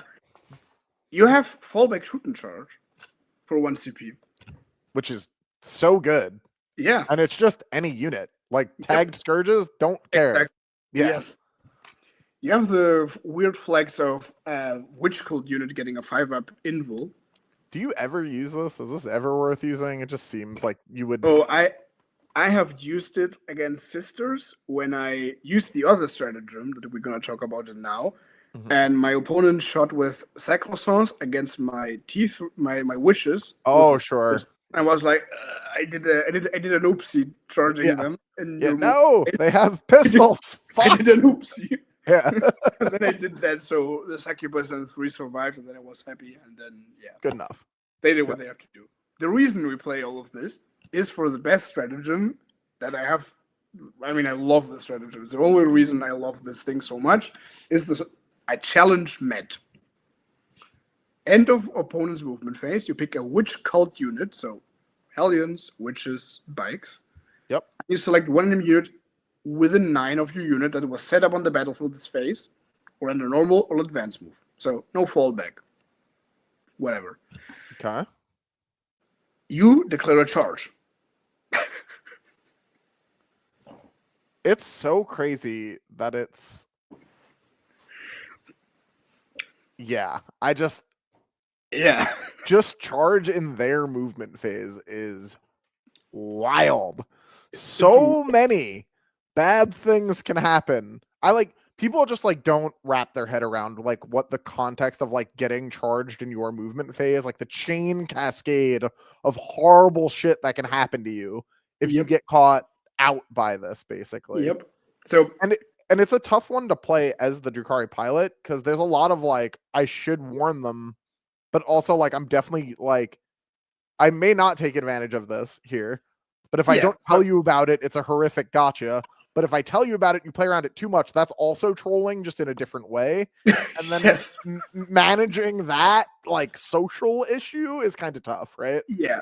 What I love to do, because nihilistic Warhammer is, I don't know, it's the best in my opinion. So I tell my opponent that I try to, like, if they really, really screw up with anything they do, we're going to find a solution, because we're adults playing with tool soldiers.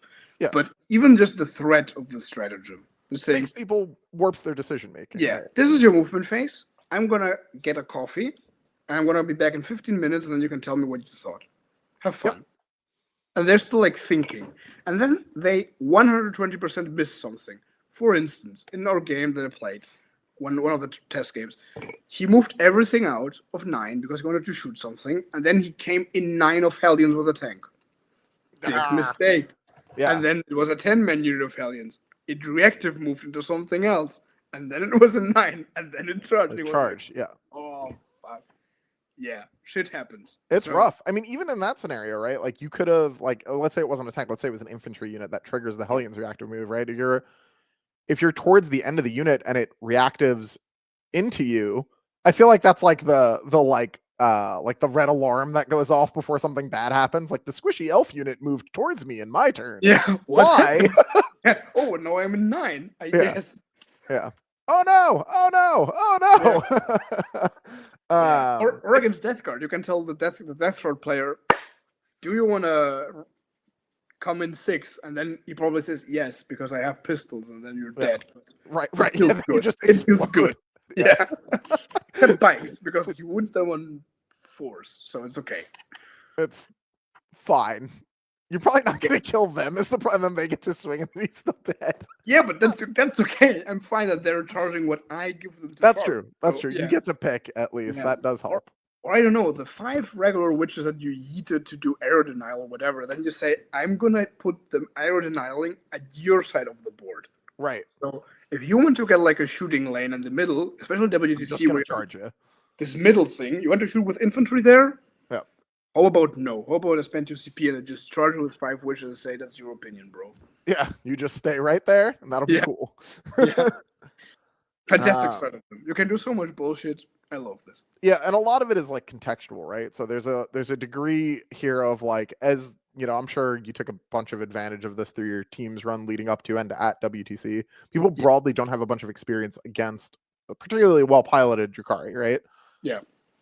Something like this is very easy to find, you know, like the margins on, right? Like where you're like, oh, I'm in an unfavored matchup. Maybe this isn't normally or traditionally a very good matchup, but if they fuck it up, that can change very quickly. Yeah. You know, that's the World Eaters Classic. We joke all the time, like in Team USA, that like my greens are like never actually like just like small wins, because that's what a green is for us. So it's like, yeah, it's a small win, and it's true. It is a small win. I should get like an 11 or a 12, as long as they make literally 0 mistakes. And the minute they make 1, it's not a 11 anymore. And this detachment feels like it has a lot of similar things where it's like there's so many potential landmines to step on that, yeah, sure, someone could do the perfect dance and dodge all of them and, you know, thumbs up, nailed it, you did it, yay. But if you fuck up just at all. And especially the threat, this stratagem makes the via threat, the bike unit that you want to send them in their face much better, and you feel morally much better of just eating them in their face. Right, you're like, good luck, boys. Here you have a wall of bikes. You go, you move, you do something. Yeah. Then it's good. Like it enhances the kind of like piratey way of denying primary very well, because you can say you want to come into this objective that is like 6 away behind the wall where my Lilith unit is. Are you sure about that? Right. And then you probably don't do it. You do this somewhere else to do some even more fucked up. I think particularly in this detachment, something like Mandrakes that have like a built-in lone op is really good, right? Because you can charge people in their movement phase to prevent them from getting to the Mandrakes. Yes, exactly. Yeah. Which is like, fuck. Want to be exactly in 18. Yeah. Good for you, bro. Yeah, I bet you did. Anyway. Less than 1 inch from that witch unit. Good for you. Nailed it. Cool. So yeah, that's all the stuff. So let's, like, you know, we're almost done, but how's it gone so far? You've obviously played some test games. I've played some test games. How's it gone for you thus far? I think it would be very few people who could say they've played more Drukhari than you before the Codex. Yeah. So give me your how is it gone take. Like, you know, how is it now compared to how it was before? How is it kind of in general, if you had to think of it as like a standalone thing and put the index from your mind? Like, how do you feel about the new Codex? Yeah, so I like the index thing because it was still like this kind of MacGyver thing that you, with a paper clip, you did some weird things, like Word of the Archon and like stacking rules, full rerolls to it into wound, and then the damage came from somewhere that you don't expect. Micromanaging is very good, like if charge phase, fight first, 25mm bases, which I love. Yes. Never want to hear a sentence again, I'm 1 inch behind the wall. I was like, I don't care. Yeah, that doesn't do anything against me. I know, I don't care. Yep. I have 25mm something. I'm not gonna tell what else.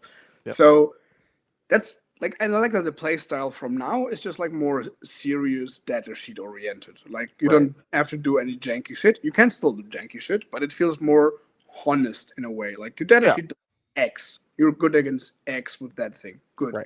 And you have good rules. good data sheet rules. Yeah, that's just. But the macro playstyle is kind of the same, which I really love. Like jumping in and out of transports, scourges that define the game a lot are the same. Yep. Yeah. Yeah, I think that's why I liked it, right? When I picked it back up, because in general, I tend to prefer Warhammer's complex enough as a game. I don't feel like I need to inject extra complexity into it from the thing that I'm playing. Yeah. So the newer book being able to just be like, I'm just going to kind of do my thing. I'm going to put my units out. I'm going to deny your primary. I'm going to knife wound you in places and do damage and pseudo creative multiple unit stack ways and try and mitigate the ability for people to respond. And that all feels very good and rewarding. And they've done a good job in that space, making the book accessible. I don't think I would like the book as much if Reaper's Wager didn't exist. Yes. But Reaper's Wager does exist. So it kind of doesn't fucking matter what I would say if Reaper's Wager didn't exist, because it fucking does. Yeah. We haven't talked about Reaper's Wager, but it's fantastic. It makes having rerolls of any kind. It's so good. Fantastic. Yeah. And I love my Harlequin part. I got screamed at by French-speaking man, in this case Nassim, that I should play more Harlequin stuff, and then I did, and I loved it. Right. Thank goodness. And yeah, I'm not going back from my silly little clowns. So yeah, also a very good thing. I love Reaper's Wager. I love the book. I'm having a lot of fun, and this at the end of the day is the most important thing, where we spend our time with our plastic toys, I guess. Yes. Yeah. I think the meta's in such a healthier place than it was 6 months ago, right? At the time of recording, this is just shortly after we got the balanced data slate after WTC that nerfed knights and changed a bunch of other stuff, and between that, this Codex release, a couple of other Codex releases around it, some other big changes in the slate that have moved things like AdMech into perhaps being a little too strong, but at least relevant again, right? That all is really important for the kind of asymmetric balance that 40K looks to have, right? Where things are balanced against each other, but not perhaps perfectly balanced in a vacuum. Yeah. And Drukhari is a very atmospheric army in that sense. That it reacts very sensible to meta changes. I remember the first Pyro Cup I went to with Malta and the guys. Yep. I played Drukhari because whatever, and it was the time of indirect exorcist and 3 deep strike with purifiers. Brutal, dude. And I have no idea how I ended up playing Kruker on triple exorcists and Mason with Grey Knights, a million purifiers. I looked at Malta and he was like, "You have to learn it the hard way, boy." I was like, I love Malta, dude. I'm gonna lay down on my back and let me get robbed by very attractive looking Polish men. I have no idea what I should have done to it. And it felt so much healthy coming back to Pyro Cup the next time without the kind of bullshit of indirect or deep strike. I was like, okay. Could play a real game. Come to me now. Yes. Malta makes me laugh, dude. Even at his happiest, he's kind of just it's fine. I love this man so much. Me too. Oh my god. Yeah. Malta's the sweetest person in the world. Yes, 100%. He just oh my god. Bit grumpy. He's not grumpy. He's just from northern Germany. I mean, all the people there look like this. I mean, fair enough. Yeah. But yeah, that's our Drukhari Codex review, folks. We did it. Me and Pal making content together for the first and not last time. Now that I'll actually play this more, maybe we'll do a little 3-month check-in in a couple of months and be like, were Reavers actually broken? Are Cabalites actually bad? We'll see. We were wrong. Someone wanted GT were real space raiders. Yeah, our bad. Sorry. Maybe the boring thing is fine sometimes. My mistake. I don't know. But yeah, that's it. Thanks for watching. Pal, do you have anything you want to give a shout out to before we get out of here? A shout out to Fred because I love him. Yeah. No, and I don't know. It's soup season soon, so go buy your pumpkins. So there you go. It's good. Nailed it. All right, that's it. Thanks everyone for watching, and we are out of here.